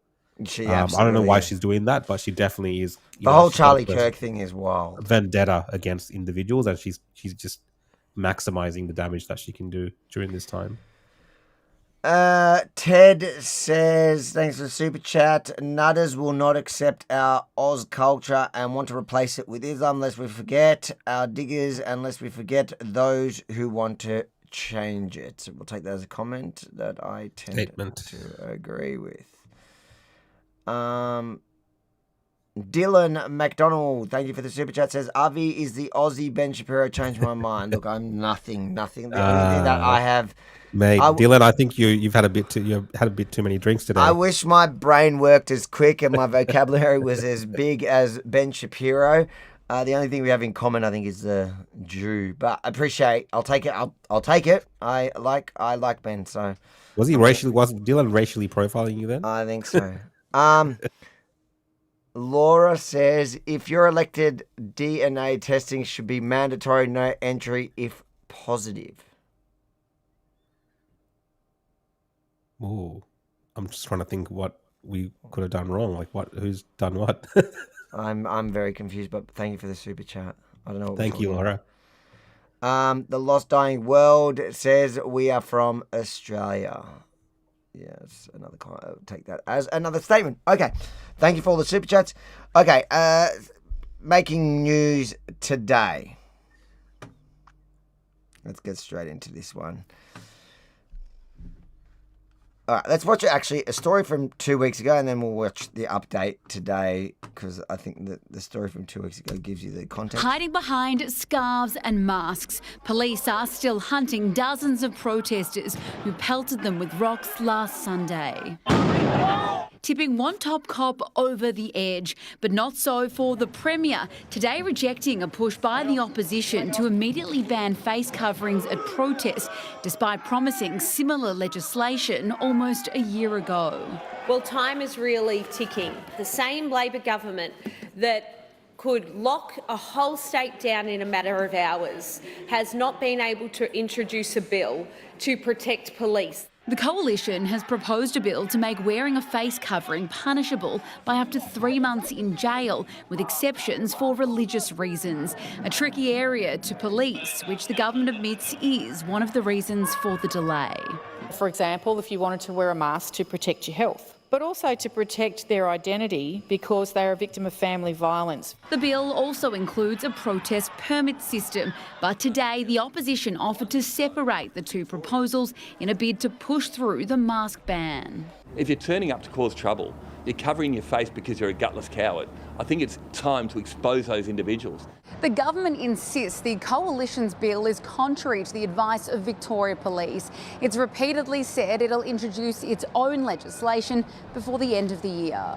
It's not just face masks that are an issue here. Bethan Yeoman said. Okay, so that was 2 weeks ago. Now the government is introducing, that's happened today. I think it's going before Parliament, from what I understand. Let's take a look. We'll look at the update today, right? This is the news making. Oh gosh. All right, here we go. Media conference to outline changes to protest laws. Our state political reporter Heidi Murphy is at Treasury Place tonight. Heidi, the legislation doesn't go as far as promised. Yeah, Alicia, nowhere near as far as what the Premier had been repeatedly promising since December of last year, which was to be a full ban on face coverings or masks at protests. Instead, what's gone through Cabinet this afternoon and will be introduced into Parliament tomorrow is a power that police will be given to ask protesters to remove their masks if they believe a crime has been or is likely to be committed by that particular... You gotta love that person that did that. Pulled his. Was that the Nazis? Were those the Nazis? I can never tell the difference. The Antifa and the. I think so. Yeah, they're fighting each other, right? Are they? No, I can't. No. Let's just see this one. You got to give credit to this legend, whoever's doing this, like pulling the mask back. Oh gosh, why is this not working? Oh my god! All right, my thing's not working, so we'll just have to watch. Person, there'd be fines of up to be committed by that particular person. Was that the person. Nazis? There'd be fines of up to 1,000. A power that police will be given to ask protesters to remove their masks if they believe a crime has been or is likely to be committed by that particular person. There'd be fines of up to $1,000 for refusing to comply with the request. There'll also be added protections in the new legislation for religious worshippers, and there'll be a prohibition on the public displays of flags or terror symbols. The police union is already pretty sceptical around whether whether these changes will actually have a significant impact on their response to protesters, saying if it amounts to police having to ask protesters nicely about their reason for having a face covering, it should be renamed the Pretty Please Bill. The Premier says she has had to settle for something that is workable and will get through the Parliament. What I'm focused on is the outcome, and the outcome here is putting into the Parliament legislation that can be enacted, legislation that can be enforced, and legislation that builds on the existing powers we have already given to Victoria Police.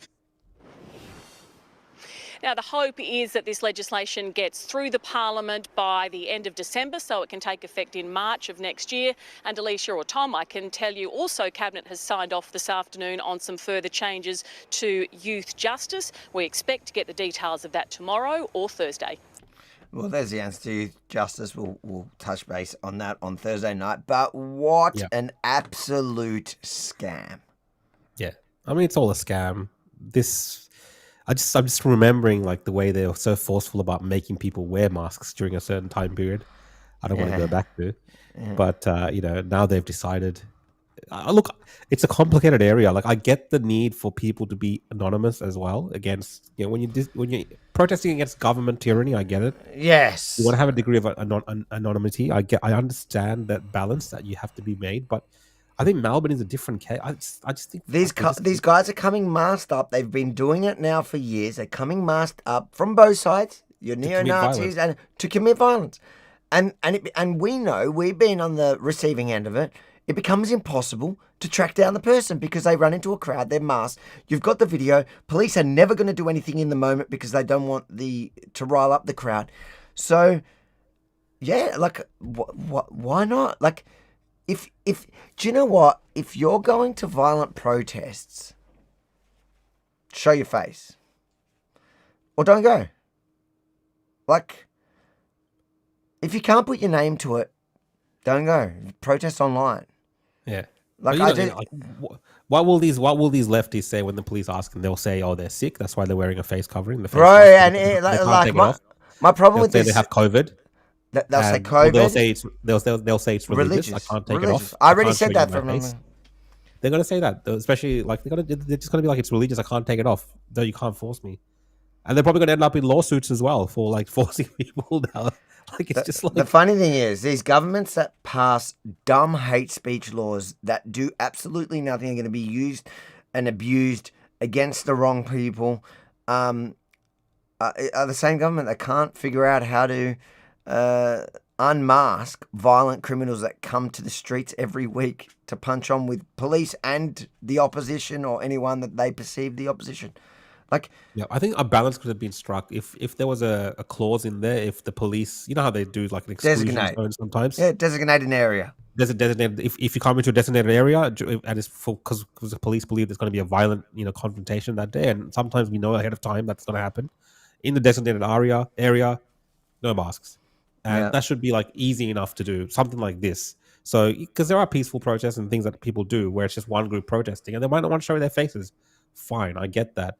But these groups both coming masked up to fight each other, and then members of the public getting injured in that process, or public property being destroyed, and we can't hold them accountable. The police can't do anything. Like no one can do anything, and we're just all hostage to these individual groups, whether it's on the left or the right. It's just become a joke now.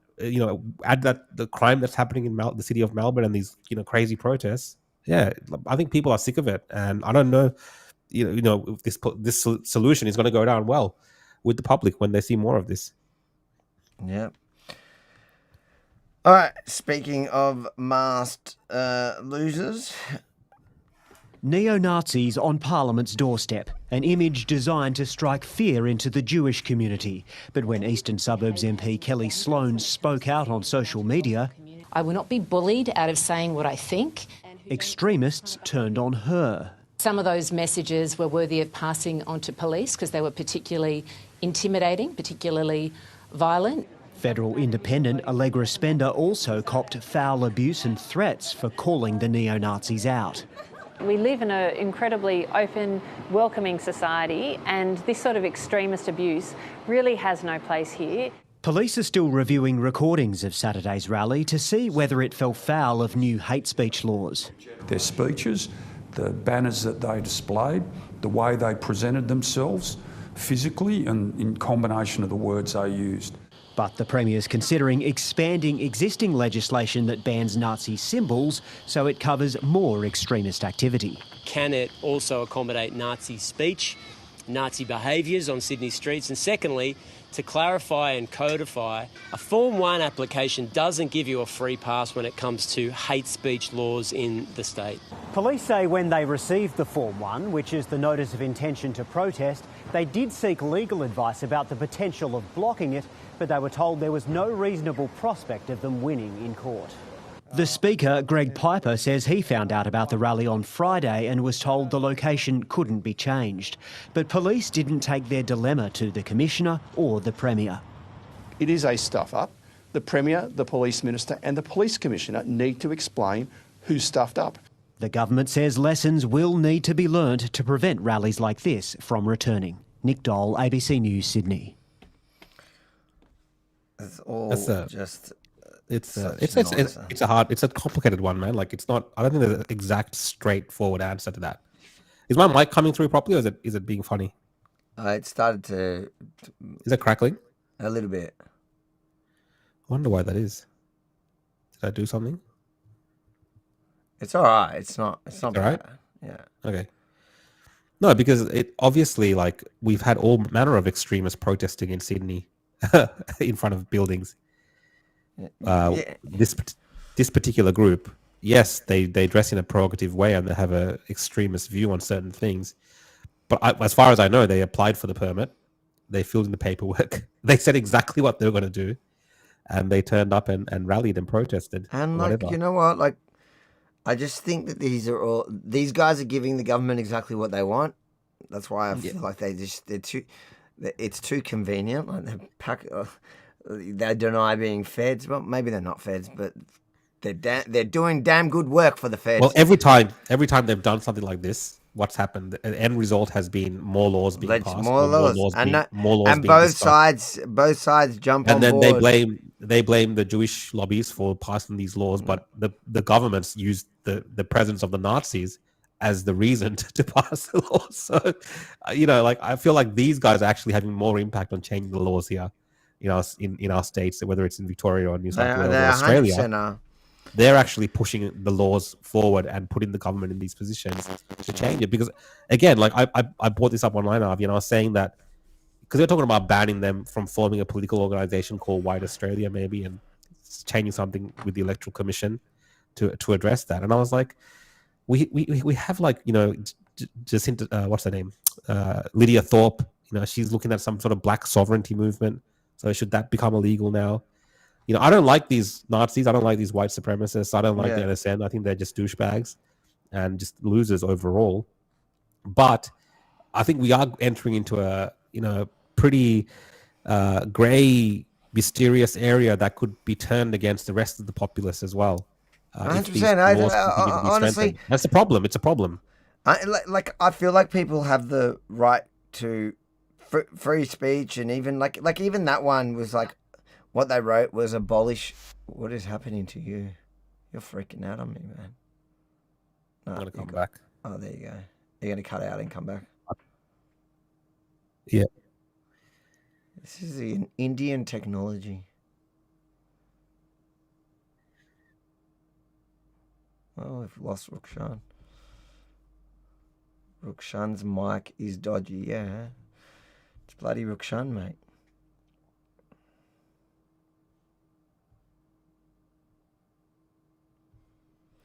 Laura says, Avi and Rook, Super Chat doesn't permit certain words, so I had to keep editing. Just try to elaborate. Surely you boys can work it out. I have hope. Let me see where you tried to elaborate.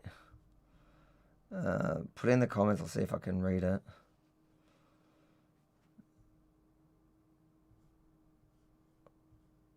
You've lost me. Listen, maybe I'm too dumb. I don't know. Maybe I'm too stupid.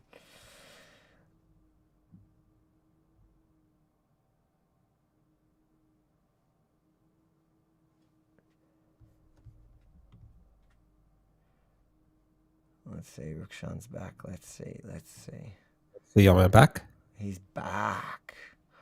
I think I pulled some cord. All right. Anyways, yeah. So what I was going to say, like something that I've said for many years now, is that free speech means people have the right to even say offensive things. That's in fact, when you're fighting for free speech, it's got to be for the people that you don't like what they're saying. Yeah. There are clear boundaries in that where incitement to violence, threats to kill, defamation, those all are limitations on your freedom of speech. What was their sign this time? It was something about the Jewish lobbies. Jewish lobbies, something? Ban Jewish. Whatever it was. Like, I just don't like when... And that's the problem here, is that these guys, again, the only people that are going to win here from what those guys are doing, trust me, the Jewish lobby ain't going anywhere. While there are any lobbies, Australian Jews are going to have representation. And if you don't like it, well, too bad. And if you're only focusing on that one lobby and you don't care about the Chinese, the Qatari, or the whatever other lobbies, the million of other lobbies that are spending a lot more money and wield, like you said before, the Chinese one, that wields a lot more power than any Jewish lobby in Australia. And no other lobbies are going to be banned as well. Like Australia has lobbies in America, in Israel, maybe in other countries. They have Australian lobbies. Yeah, so it's a system of Western politics. So all these guys managed to achieve is new legislation that the government is using. Opportunistic governments are jumping aboard, and Labor knows that Liberal Party is going to support them because they want to seem like they're friends of the Jewish community, even though I think half this legislation is dumb and will be used against the Jewish community anyways. I just think unless somebody breaches actual incitement to violence, just ignore them. Like, the only reason why these guys get so much attention is because everybody keeps, every time they do a little stupid stunt outside Parliament, watch it. Like, they do the same thing over and over again. They get dressed in their little uniforms, which, I'm not a homophobe, looks kind of gay, that they're all dressed like that, like, cool, good on you. But they go on about how they hate gay people so much, but there they are looking all matching clothing.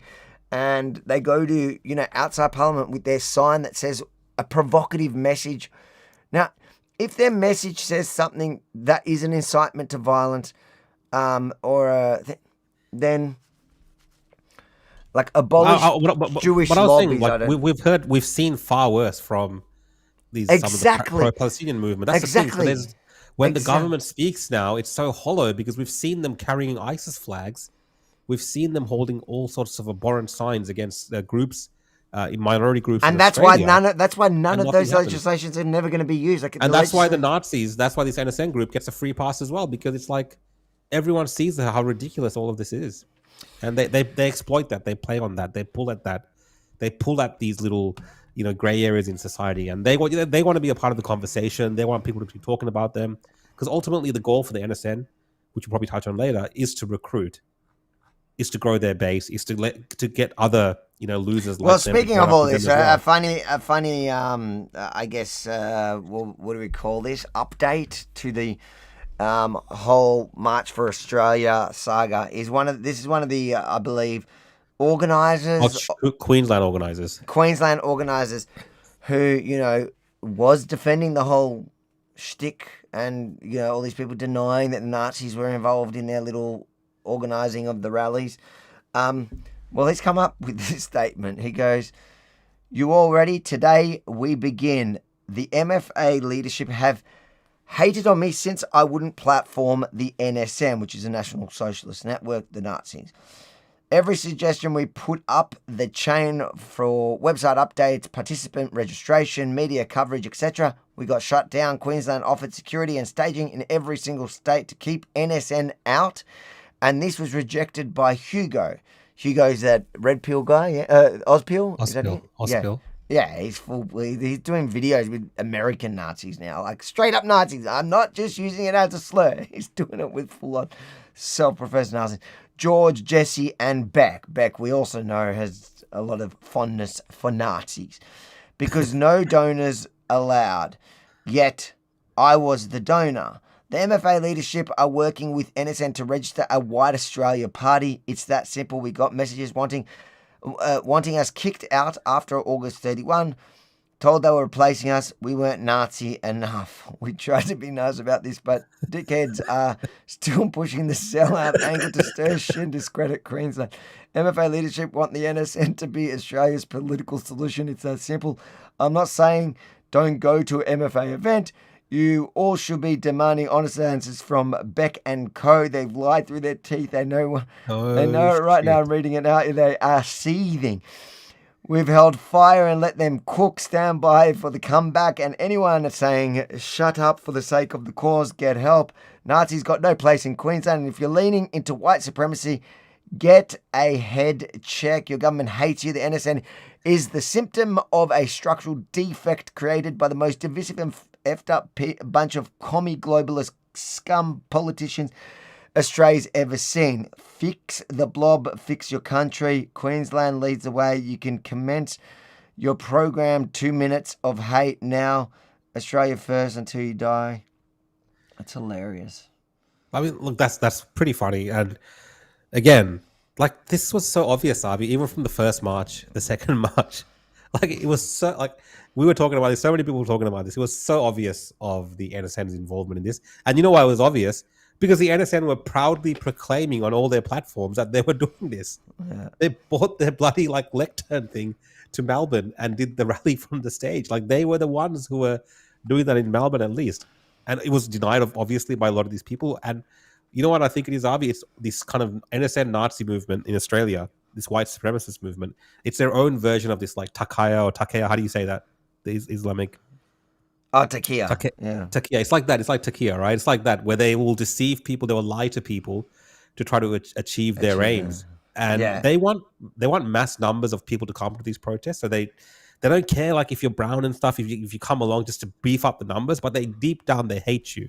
Yeah. And deep down their intent is to recruit people. And look, when we went to, at least in Melbourne, when we went to the rally, we saw 99% of the people there were not subscribed. They're good people. To that They're crap. not that. They're not that.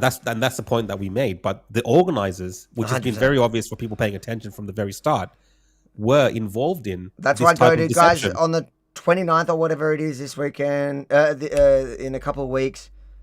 That is, those are the good people. I think that's Monica and Nick Patterson and those group that are absolutely anti-Nazi and pro-Australia, which are really the same thing, to be honest. Dylan, 31st of August. No, when is it? Oh, is When it? Sorry. No, I'm just trying to figure out what it is. I thought it was Maybe the 29th. 30th of November. 29th of November. Okay, we'll have to have a look. Do you think anyone else in the woke right is getting some financial benefit from Qatar other than Tucker? I think Tucker possibly is, but anyone else? So Tucker, I've seen something. I don't know if it's real or not. There does seem to be some paper trail of some sort of funding that's through. So I wouldn't be surprised if Tucker does get some.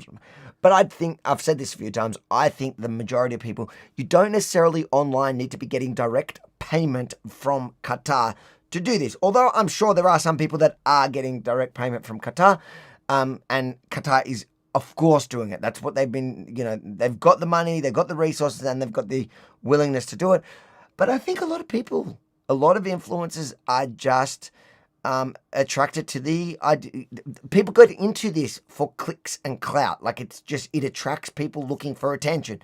I'm not immune from that. I also am an attention seeker, but I also do have principles and agree and believe in certain things. So, like, I will do what I can to get attention, but I will not sell out my moral compass, my beliefs, what I stand for.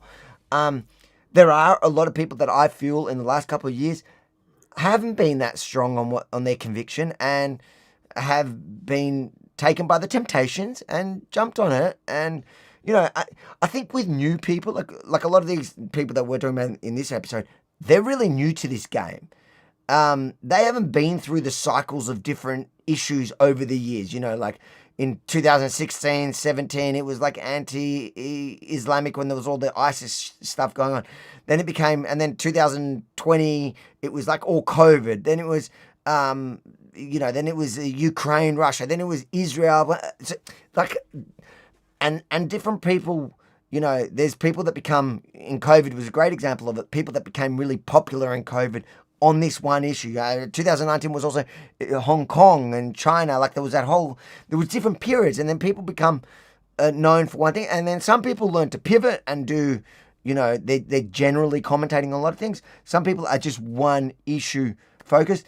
These people that are jumping on now, they're jumping in on a time where it's become super popular on the internet, at least, to spew a certain narrative, which may be hard to come back from. Hopefully, if the normal level-headed right actually does end up winning this whatever civil war that's happening, which I hope they will, they have to, then a lot of these people that mark their space in the Candace Owens corner are going to be kind of stuck back on the fringes. Yeah, no, I agree with you on that as well, because it is very, there is a temptation that's there. Oh, it's easy online now. It's so easy. This is the thing, Avi, right? So that the new generation of legacy media is dying. Yeah. The new generation of media that people are consuming is online. Podcasting is a major growing platform type of media, and there is Candace was celebrating that she's become the #1 podcaster, for instance, right? Very recently, like it's a big thing. And we're talking about people who are now outdoing people in mainstream media. So those same things that we used to worry about when it came to mainstream media, about why this particular presenter is presenting these narratives, I think it applies now to independent media, to podcasters, to alternative media. Yeah. Because the space has changed so much. And again, we have a thing now where anyone, like myself included, well, we can have platforms, we can have audiences, and the algorithms sometimes dictate the way that we do content, because you want to get more clicks, you get your monetized, all these things play into it. But what you say is true. Like there are still people that I see just based on their principles. Now I can say all sorts of things. I'm not Israeli, I'm not tied to these things, but I have certain views about the world. I have certain understanding of the West, and I have certain beliefs, and I can't betray those beliefs. So whether people are saying I get paid for this or not, I'm just sharing my particular beliefs, and I do lose a lot of engagement, followers. I get people angry at me. I get horrible messages from people and all this kind of nonsense. But that's just my views and my opinions. Now, some people don't want to do that, Avi. Some people just want to go along with what's popular. They want to push a certain message because it's easy, right? There's no account. Like I can say all sorts of stuff that I want to say about Israel or the IDF. I don't even have to present evidence of it. People will just be like, yeah, great. He's saying it. Like me saying it would be enough for people. They'll be like, oh my God, he's saying it. Rukshan's woken up. He's woken up. He's saying it, right? And and people are like, oh well, it's like during COVID, you were saying stuff as well. No, I was portraying what was happening on the street, things that I know. So I can give opinions on things that I'm observing and I'm seeing. But a lot of the stuff that people are talking about today as experts, they have no idea whatsoever. They have no clue. They're just regurgitating the talking points of people who are right at the top of this food chain, people like Tucker and Candace. And then that food chain just kind of regurgitates backwards down to the lower and lower levels. And then they say the same nonsense. Because everyone is saying it, there's like, oh, well, it's all confirmation bias. It must be true. Yeah. But no one's really presented evidence of anything. So it's just this thing that's happened now with the, alternative media podcasters is as bad as what the mainstream media became. It's actually maybe worse, because it might be worse because there's also no there is no system that you can, at least like with mainstream media on different platforms, so you can contact the governing body or the media, radio. And different countries it works differently, but there's different media, whether it's government bodies or well, this is what we don't want either. That's the thing, right? We don't want that either, because that's what the government kind of wants, is to be able to regulate the space more. Yeah. But I'm saying, like, to the point of what you were saying is, like, you have some sort of, like, if you see somebody lying about a certain thing in mainstream media, at least there is some sort of system, whether it works or not. Like, often I've put complaints through that they ignore, but there is a system in place that sometimes forces corrections. Yeah, I mean, the head of the BBC had to step down. That's one of the story got in recently. Whereas with podcasts and like when you call out, when someone exposes Candace Owens for completely making something up, that she just doubles down. And the new lie, even if it makes no sense, becomes the new thing. So there is the new lie is the person that's accusing her now is implicated in the plot as well. It's so mad. That's why people are afraid to touch her. Like anyone that's got any kind of platform might not want to get involved in these things are afraid to kind of talk back against Candace, because you will be on her next episode. Trust me, you will be on her next episode, and she will somehow tie you to some conspiracy to kill her. That's usually how it ends up with Candace. I'm trying to think of the word in court. When you go to court and you're trying to get I've gone blank. There's a certain word that I'm trying to think of. Like, anyways, it doesn't really matter. Just help me articulate what I'm trying to say better. But it's all right. I know speak English very good. Abby, I should just do all my comments in my mother's Israeli accent. Abby King, they could have a grading system for protest, e.g. amount of protesters, level of traffic interference, time of day, risk to public. Then protests at a high grade can have restrictions imposed. That's my mum. Read it for you. I know. I met your mum. I think you sound just like her there. Yeah, I agree. They could have all those systems. Abby, good to see you in the comments, by the way. And not just glazing Rukshan. I've learnt that new word, glazing, from the kids. Equity, yeah, they said that. I think there should be a system in place now. It's just beyond a joke, Victoria. Equity says, we need an Australia lobby in Australia. Yeah, that's true. That's true. We do need an Australia lobby.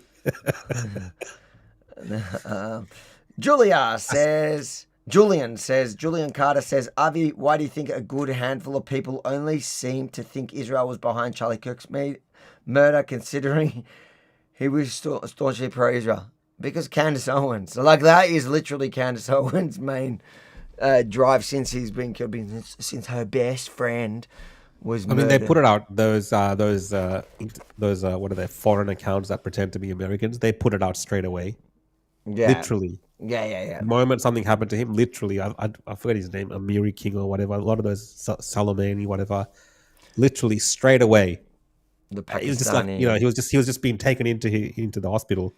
The guys that Israel, everyone that was hating on him for years were straight away blamed the one people that he liked. Yeah. Listen, and that should demonstrate the kind of propaganda war we're in, where something as obvious as Charlie Kirk, like, why would you believe anything else these groups of people say about the conflict in the Middle East when they lie to you so blatantly, so immediately about something that was so obviously not true? And look, and you ask yourself now, why did even that stick? Why has that even got any sort of legs?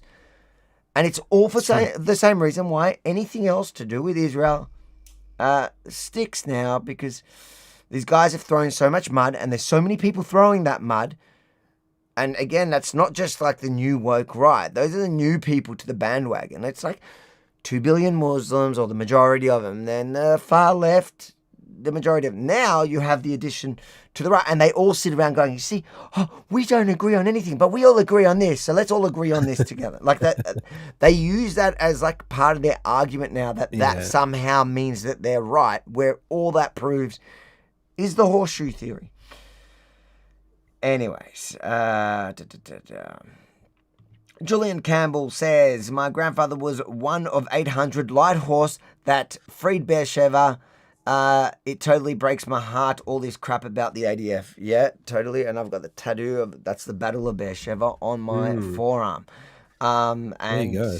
Even the, I was going to say, the colours of my high school in Dandenong were based on the colours of the Light Horse Brigade. Yeah, so one of our first principals, or the person that built it, was from that as well. Well, Julian, today must be a special day with a grandfather like that. And I hope, I don't know if you've been to Israel, but you should go visit the memorial there in Beersheba. Did we get to do? No, we didn't get to do that. We didn't get to do that, no. I've been there a few times. It's cool. Maybe when we go next year, you can, instead of going to kiss the walls straight away, you can go. We are going again, aren't we? We are. We better start crowdfunding that one because we still haven't paid off the last one. Henry says, I think it's weird how Andrew Tate says UK is losing its identity, yet he moves to Romania and converts to Islam and shits on Christianity, right? Do you know what's funny about Andrew Tate? He's like, lately he's gone back to being anti-Islamic and all the who was calling him out, though? Yeah, everyone is. Sneeko was calling him out. That was pretty funny. Everyone is now. All the Muslims, like, because for being a fake Muslim. Bro, Andrew Tate was the fakest Muslim from the beginning. The fact that any of these people bought into it was laughable, and jokes on them because we were mocking them from the beginning. And Andrew Tate is now going to be an apostate. Like he's literally walking back the whole. He did a whole tweet the other day that went off, where he's mocking the fact that, like he was saying, when I was in America, everyone had these kinds of names. When I moved to England, everyone had these kind, and it was like listing names. And he goes, the funny thing is now everyone's Muhammad. I saw that. And it's like such like the. All the Muslims were like, oh, this is such a Tommy Robinson tweet. And that's the thing, that's what I was telling people the whole time. Andrew Tate has always, if you look at Andrew Tate's views from the beginning, he's been really anti-Islamic. And then when he was at his lowest point, he was desperate for, support. And he found this niche where he was living in, I think, the UAE at the time. And he converted to Islam. It's like, dude, the guy doesn't know anything about it. Tommy Robinson, who grew up with him and they were mates, was challenging him to a debate, and he was ducking and weaving from that debate because he knew he'd get destroyed. The guy knew nothing. He was just doing it for the following. And now, he's become way less relevant. So also that's why, all the Muslims don't care to shit on him now. But he wants to back out of it because Andrew Tate has never been Muslim. He's the most unreligious, unserious person. He's actually an evil guy. And it's how can you can't even pretend his whole life is haram. And now he realizes he wants to go back to being a normal person. And good luck with that. I feel sorry for anyone that believed him. It was just he was so obvious. He was just talking shit. And every time he wants to get these guys back on side because they're so dumb, they're so low IQ that all he has to do is say something he goes on an anti-Israel rant. Yeah. They're they can't help themselves and they fall back in love with him. You guys are retarded. Your problem, not ours. He's yours. You took him, you keep him. David Smith says, have you thought about the Irish connection in the last 5 years? We've taken a lot of Muslim Brotherhood members. Take a look at the mosque situation there. I'm not down. I saw Rebels doing a lot of that. Ireland obviously is a mess. Rebels been doing a lot of coverage there on it. Ezra's gone there a bunch. Peter Wilson says, if and when China invades Taiwan, do you think the left will actually care and do anything, or will they support China since they love communism? They will not do anything. It's funny because in 2019, when China was 2018, 2019 in the democracy protests that I was covering at the time, going to Hong Kong, the left and the right were behind Hong Kong. The left and the right, and it's funny because I bet you if that conflict happened today, the woke right would be on China's side. Yep. The woke right would jump on China's side, and the far left would also be on China's side. Yep. What a difference, what is that, 6-7 years makes. Yeah. What a difference. It's true. Because, if I had to put my money on it, if that played out exactly how it played out at the time, where China was encroaching on Hong Kong, Hong Kong's fallen. That's done. But if those democracy protests happened again, the far left and the far right would actually, because back then there was Antifa there. They were hating on me, but they were there as well. They were trying to convince Hong Kongers to turn on me. It wasn't working, whatever. They were not buying into that. They didn't give a shit. They were just fighting for their freedom. But today, that far left, that Antifa and the far right, the woke right, they would both actually not be there. And I remember everyone was China, and bagging out China on the woke, what became the woke right later. But they would totally be on China's side. Yeah, no, I agree. Abby says, expunge. What's that in? She makes fun of something. I don't know. Abby, Says, yeah. Abby, we're not that smart. You would know by now. You've watched enough episodes. Catherine says, well, the arrest didn't work, so apostate. Okay, I'm not out. He'll get his own justice, I think. That's what Catherine's saying. I got that. He might have to watch his back for a while now. All right, let's quickly get on to the next story.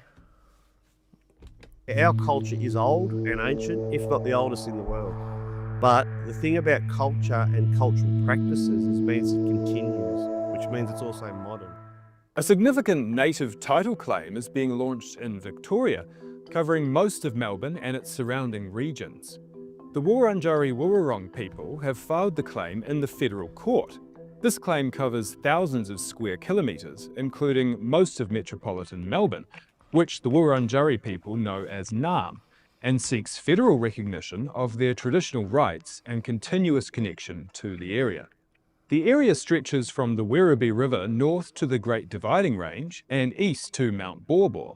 The Wurundjeri people are already recognised as traditional owners of a similar area under Victorian law. This new claim comes just a week after the Victorian Labor government passed an Australia First treaty with Indigenous Australians. Shocked. It's important to note that native title only applies to Crown land and does not affect private homes, businesses or infrastructure. These rights include decision-making power over the public use of land and waters, the protection of areas of cultural significance, and the right to be consulted over how those areas are used. If successful, this would be the 8th native title determination in Victoria and the 3rd covering a capital city, following claims in South Australia and Western Australia. So what is the goal? The Wurundjeri people are hoping to negotiate the transfer of management for some parks and conservation areas. This could include parts of the Dandenong Ranges and several state parks. Wurundjeri elder Di Kerr tells The Guardian the process is about ensuring... Hold on, I just want to go back to who this Wurundjeri person is. That's her. Is that blonde hair? That there is the that most blonde hair? That is the most Aboriginal person I've seen. I am more Aboriginal than Diane Kerr. And it's just so funny. She told The Guardian. Oh, no shit. She was talking to The Guardian. I wonder, because if she spoke to anyone with half a brain and looked at her and go, okay. Yes. The process is about ensuring their connection to country is recognised in law, as it has always existed in truth. She says, we want to walk together. We want to have partnerships with governments and Parks Victoria so we can co-manage and look after that country. Wurundjeri elder Perry Wandin tells the... By the way, the word that I was thinking of that I wanted to say before is when somebody has... when in the mainstream, because it was in reference to the mainstream media versus alternative media, in the mainstream media, there's remedy that you can go for via the different institutions, whether it's government bodies or even media bodies that govern these things. So the press, you have the press something where you can make complaints, or you have, in the UK you have Ofcom, whatever. Like there's all these different bodies, governing bodies, that at least you can make a complaint for some sort of remedy. With alternative media, there is no remedy for truth, for general truth in a story. So I'm talking about when somebody's produced a report that is just false. At least with mainstream media, there is supposed to be bodies there, and that's why they're forced into corrections. Even when they do the corrections in a shonky way, they're forced into it. And like you gave the example of the BBC. But the word that I was thinking of was remedy. Anyways, sorry for breaking up. It just came to me. BBC, the claim is an intergenerational pursuit for recognition. Wurundjeri people have fought for decades for recognition and respect, and have been at the forefront of protecting culture and country in Melbourne and surrounds. We want the waterways and the land to be looked after.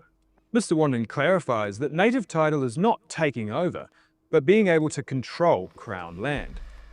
Yeah. All right. Anyways, it's I think most. But no one's surprised. How many We're not Wurundjeri people are there, and their claims? No offense, like they're going to be full shonky. And the funniest part to me, as you know, and obviously I'm coming up from my biased position. The funniest part to me, as somebody that has Israeli family, Israeli heritage, Jewish, the people that mock or dismiss the Jewish claim to Israel, the Israeli indigenous claim to that land, because it's a 3,000-year-old thing, are the ones that push hardest for these kind of title agreements, treaty agreements, because of 65,000 years. Like, it's just so laughable. These people have no connection. Like, the Aboriginal activists that you see today in Victoria, especially in suburbia Victoria, in the inner suburbs, most of them are they're so white, and yeah, fine, they reject their whiteness that's so obvious, and they just embrace the black in them, whatever black heritage they have. But it's just laughable. They're clearly more white than they are black. Yeah. So you should get when they set up this whole council or legislative whatever body that they're setting up, everyone was saying that these are the things that are going to happen, and straight away, it didn't even take a week since it was established for it to be, you know, we're going to take the whole of the area of Melbourne under our control now, right? We want all. And don't worry. Your private land is fine. We're not touching that. Private land is fine. It doesn't include private land, right? Whatever, right? It's just BS. It is at the end of the day wealth distribution. It's taking money from taxpayers. It's taking money from all of us, distributing it to these groups, right? Untold amounts. They're going to have control over the parks and waterways. Okay, for now, let's just say it's just that. What are we seeing in other parts of the country? We're seeing restricted control. Like we go to the Dandenongs all the time, Dandenong Ranges.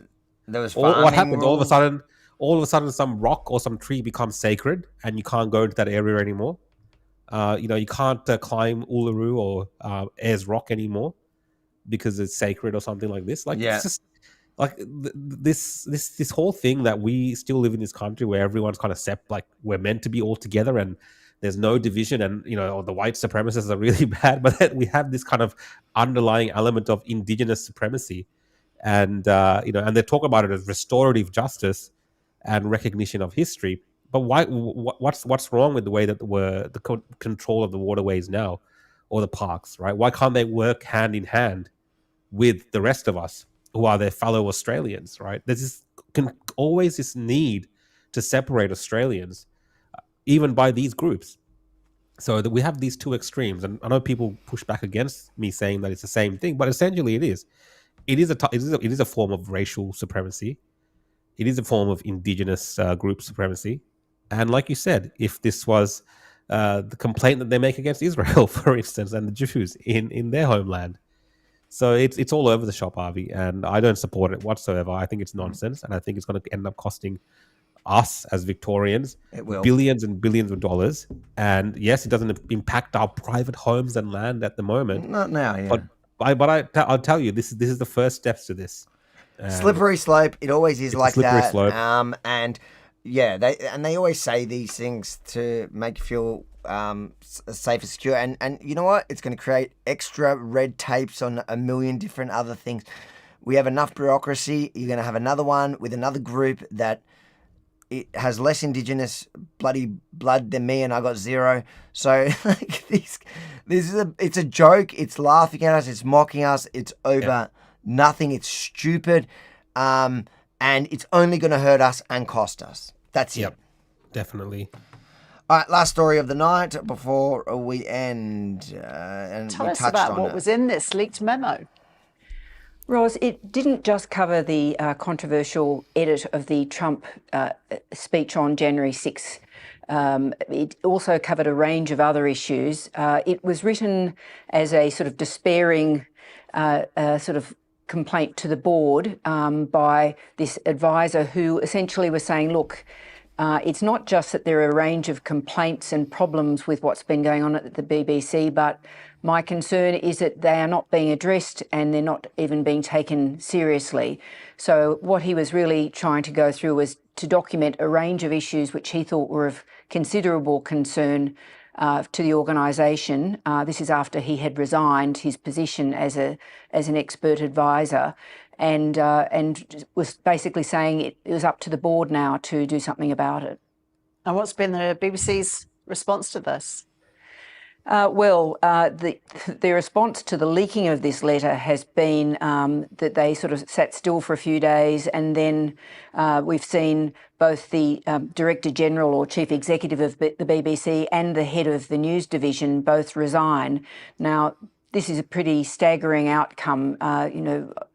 Certainly on first look, you'd say, well, you'd expect maybe the news director to go, but the fact that the Director General has gone, I think, reflects the fact that beyond the controversy surrounding President Trump, that there is this sort of range and history of issues that have entrapped the BBC, and where there have been issues where there have been found to be mistakes, and there's this question of whether they've been dealt with sufficiently that has got them into all sorts of trouble, which the Director General, Tim Davey, felt that he had to take the fall for.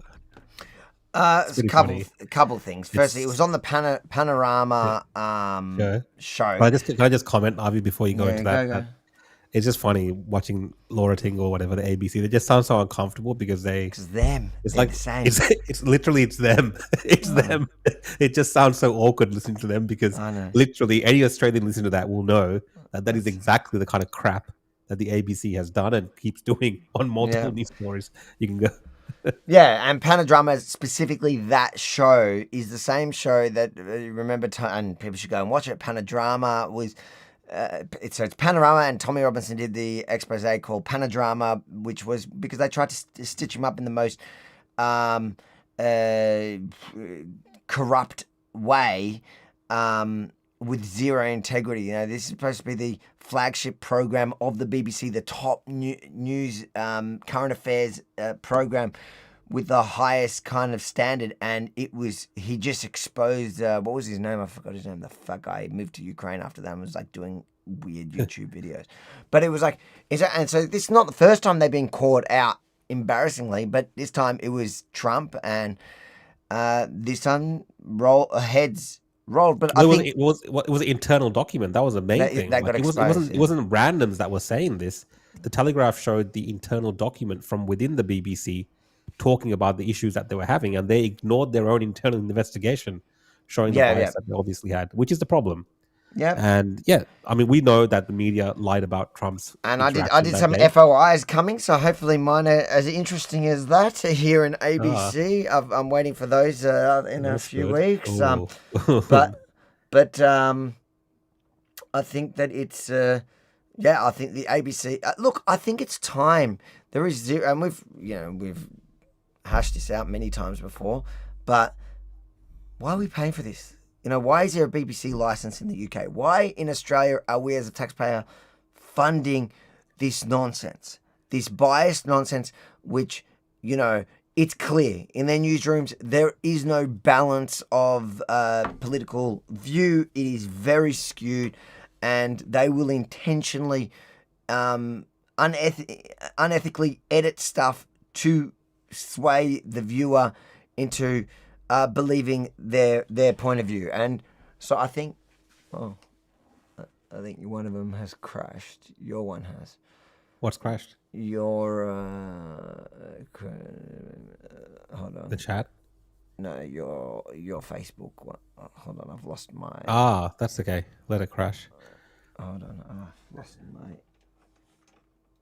It's all falling apart. I do agree to just on the point about the defunding the ABC to an extent. I think there is a case to be made that yes, we need to ensure that there's Australian content being provided to the public in some way, but I think that can be done in other creative ways via grants to open up that market to other people that are making that content, for instance. And change things, because we have seen this ongoing left-wing bias from the ABC. We see their presenters and we see their journalists taking part in this kind of culture war in a way that you don't expect from a public broadcaster, because they are ultimately being paid to represent the views of all Australians in some capacity. But I think in many times the ABC have been found wanting when it comes to giving a broad spectrum of different opinions on certain news, and even just reporting basic news. We've seen the omissions of information as the way that they've managed to spread propaganda and fake news in Australia. So I think that overall their service to the public has not met the expectations of Australians, and we can find better ways to ensure that Australian content is made. And the ABC should really be made into just a emergency broadcast service where we get weather information, maybe updates during national emergencies. I wouldn't trust the ABC with the weather. No, well, weather reports, emergency broadcasts during where people need to turn. If the ABC tells me that the sky's blue outside, I'm going to go check. All right, let's read these last super chats. Let's read these super chats and end for tonight. We got Jesse says another common thing between the woke right is that they are all pro-Putin and pro-Russia and support the invasion of Ukraine. Why is that exactly? And but we did kind of say this, like this whole thing started during COVID, and then it went to things like the Russia-Ukraine, and then it was, it did pivot along that. And that's why I was saying, like, the natural position today, if we landed at Hong Kong and China, they would take China's side.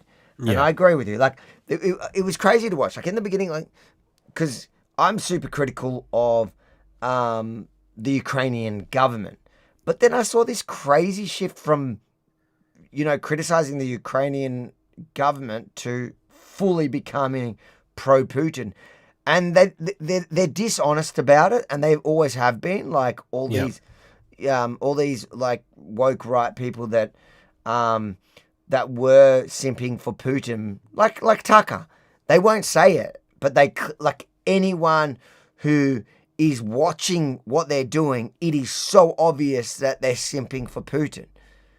But the example is, like, when you spend every show, the whole show, criticizing only Ukraine for all the same things that you can apply to Russia on a much grander scale most of the time, then that is a form of simping for Russia. You're saying all you're doing is spewing pro-Russia talking points, anti-Ukraine talking points. So you don't have to sit there and say, I love Putin. But if all you're doing is demonizing Ukraine, and that's what they did, and that's what they're doing, So why is it exactly? Look, there's a bunch of theories, but I don't know. I get what you're saying. I don't disagree with the criticisms that we make, where there is a tendency in the Western media to portray Russia as this evil entity all the time, because what that's born out of is the Russia collusion hoax, which was all made up anyway. But during that time, not only it is also historically, like, historical as well. I know that, but I'm just saying Russia is, the communist enemy. But Russia is Russia, right? Look, Russia, whatever. Like, but there is this tendency for there to be a beat up when it comes to Russia, like when it suits the left, let's say, with the Russia. I think the media I think the media goes the other way, right? So. And this is kind of why I jumped on board in the beginning in criticizing Ukraine so much in the beginning, because it was like the media was refusing to recognize any context of anything, and then on top of that, and was refusing to recognize Biden's role in all of it. The Biden administration was refusing to recognize that there are even Nazi elements within the Ukrainian military, even though the Azov battalion was like pro-Nazi. Now, again, on the other side of it, Russia was saying, like, they were all Nazis and were denazifying it all, when that's also totally not true. Yeah. But I think the media, by the mainstream media in the West, taking these, like, positions without any nuance, without at all, like, it's not even like Israel Palestine, like, they full on would not give any view of Russia's perspective of any of it, even when it's like wrong or saying like Russia believe it's that I think that pushed people more to it, and people came out of COVID just anti the mainstream media, anti the establishment. Anything the establishment says, we're going to go completely the opposite. And they just rejected, and I think it did come all out of COVID, that whole rejecting the media narrative, the media and the government's narrative. So like, and then people kind of self-radicalized, and like your less crazy ones just demonize Ukraine and will never say anything bad about Russia. And then your full crazy ones went like actual pro-Putin, which that's wild, but it's easier to deal with. Yeah. When they get full pro-Putin and you're like, well, what's the worst allegation you have to Zelensky? What's the worst allegation they have? The worst allegation they have to Zelensky? That he's hoarding money from the West, doing coke. Bro, and what's Putin doing? Putin I've heard people predict that he or estimate that he's like richer than like one of the richest people in the world from the amount of money he's stolen. Like, it's like everything you could say about Zelensky, even if it's true, is so much worse on Russia's side. Yeah, well, a lot of people did end up falling off balconies in Russia at a certain point. Yes, and they always do. Anyways, they always do. I remember Kozak, he invited me to go to Russia with him. Abby King says, Avi had a brain fart, couldn't find the word for clearing your record in court. Yeah, that's what she meant. Expunge your conviction, whatever. Expungement. No, that wasn't the word I was looking for. That's why I didn't understand what you're saying. The word that I was actually looking for, I remembered later. What was it? Redress. No, not redress. Anyways, I've forgotten the word again. Anyways, Abby, you can do another super chat and tell us what the word I remembered a few minutes later. That's why, like, when you look at people like Ben Shapiro and that, I just marvel at their, just their vocabulary at the top of their brain all the time. Like, I know what I want to say, but sometimes... I get a little bit of a sense of that when I'm doing a podcast with you, because I just know that I'm just a little bit higher in my vocabulary than you, so I do get a bit of that feeling, personally in these moments. So I'm just letting the audience know as well. Queenie says that white lady is definitely indigenous. Ingenious. Yes, she's not indigenous, I can guarantee you that. Thank you for the super chat. D-Max says Anzac Parade, Moomba Festival float, Regatta gone. Anzac Parade, Moomba Festival. Yeah, that's right. Yeah, we had those things more happen publicly, right? Yeah. Australia Day parades. No, now it's all... No, now they're raising Palestinian flags. Don't worry about it. Adrian Cole says, do you think the majority of people that voted yes for The Voice are also pro-Hamas? Because I don't think those Islamists cared about The Voice. Yes, the majority of people who voted yes to The Voice, I think the vast majority of them they wouldn't define themselves as pro-Hamas. They'd be very anti-Israel. Yeah, and sympathetic to these kind of ideas. Yeah. Mind you, there were probably a bunch of woke Jews at the time that got on board with that. Yeah. I see someone on your comments going, Avi is comparing himself to Shapiro. Shapiro is actually pretty bright. Avi is dumb. Bro, I literally said I'm not. That's what he's saying. You're dumb. You're dummy. But I'm good. I'm good with it. Catherine says, ABC, Russia, all beeping crap. I think the ABC created that monster. Like, I think... when you can't actually report the story without just injecting your worldview, and ABC can't do that about any issue. That's why they shouldn't be publicly funded. That's why our tax dollars shouldn't go to that, because you are just helping them amplify their worldview.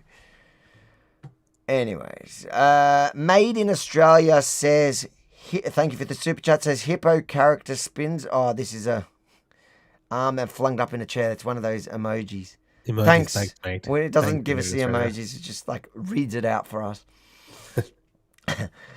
And Paul Murray says, Laura calls outright lies mistakes. That's our ABC. Oh, that's a true.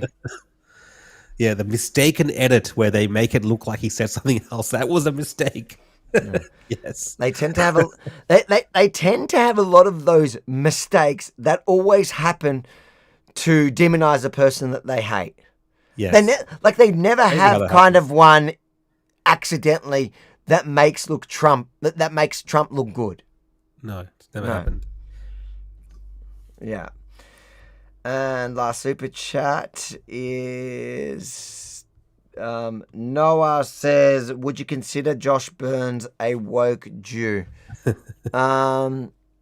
Josh Burns, is he a woke Jew? Look, I'm going to be completely honest. I don't actually follow his political commentary and views closely enough to know if I would call him all the way woke. His girlfriend is definitely woke, and she's like a pro-pally whatever. What's her name? That's Animals Justice in Victoria. Something Purcell. Was it something Purcell? Yeah, Georgia. Purcell. I just don't. I think he's probably just not that principled. Is he far left, full woke? Not really. I think he's a sellout. I don't know. Maybe he is. Maybe he is. I haven't heard it. He would probably be like all into that transgender stuff and that. So maybe he is. Anyway, that's a prerequisite for being in Labour Party anyway. So nowadays, yeah, you got to be a he/she. On that note, thank you for joining us tonight, guys. Before you leave, make sure to smash that like button. Subscribe if you're not already subscribed to whatever platform you're watching on now. Otherwise, until Thursday, take care, stay safe, and God bless. And again, I'd like to just pay our respects to those who, on Remembrance Day, to remember those who did fight, bleed, and die for the freedoms that we get to enjoy, to be able to even have this podcast. I'm grateful 100%. for every single one of them. 100%. I concur. Thanks, guys. Have a good night.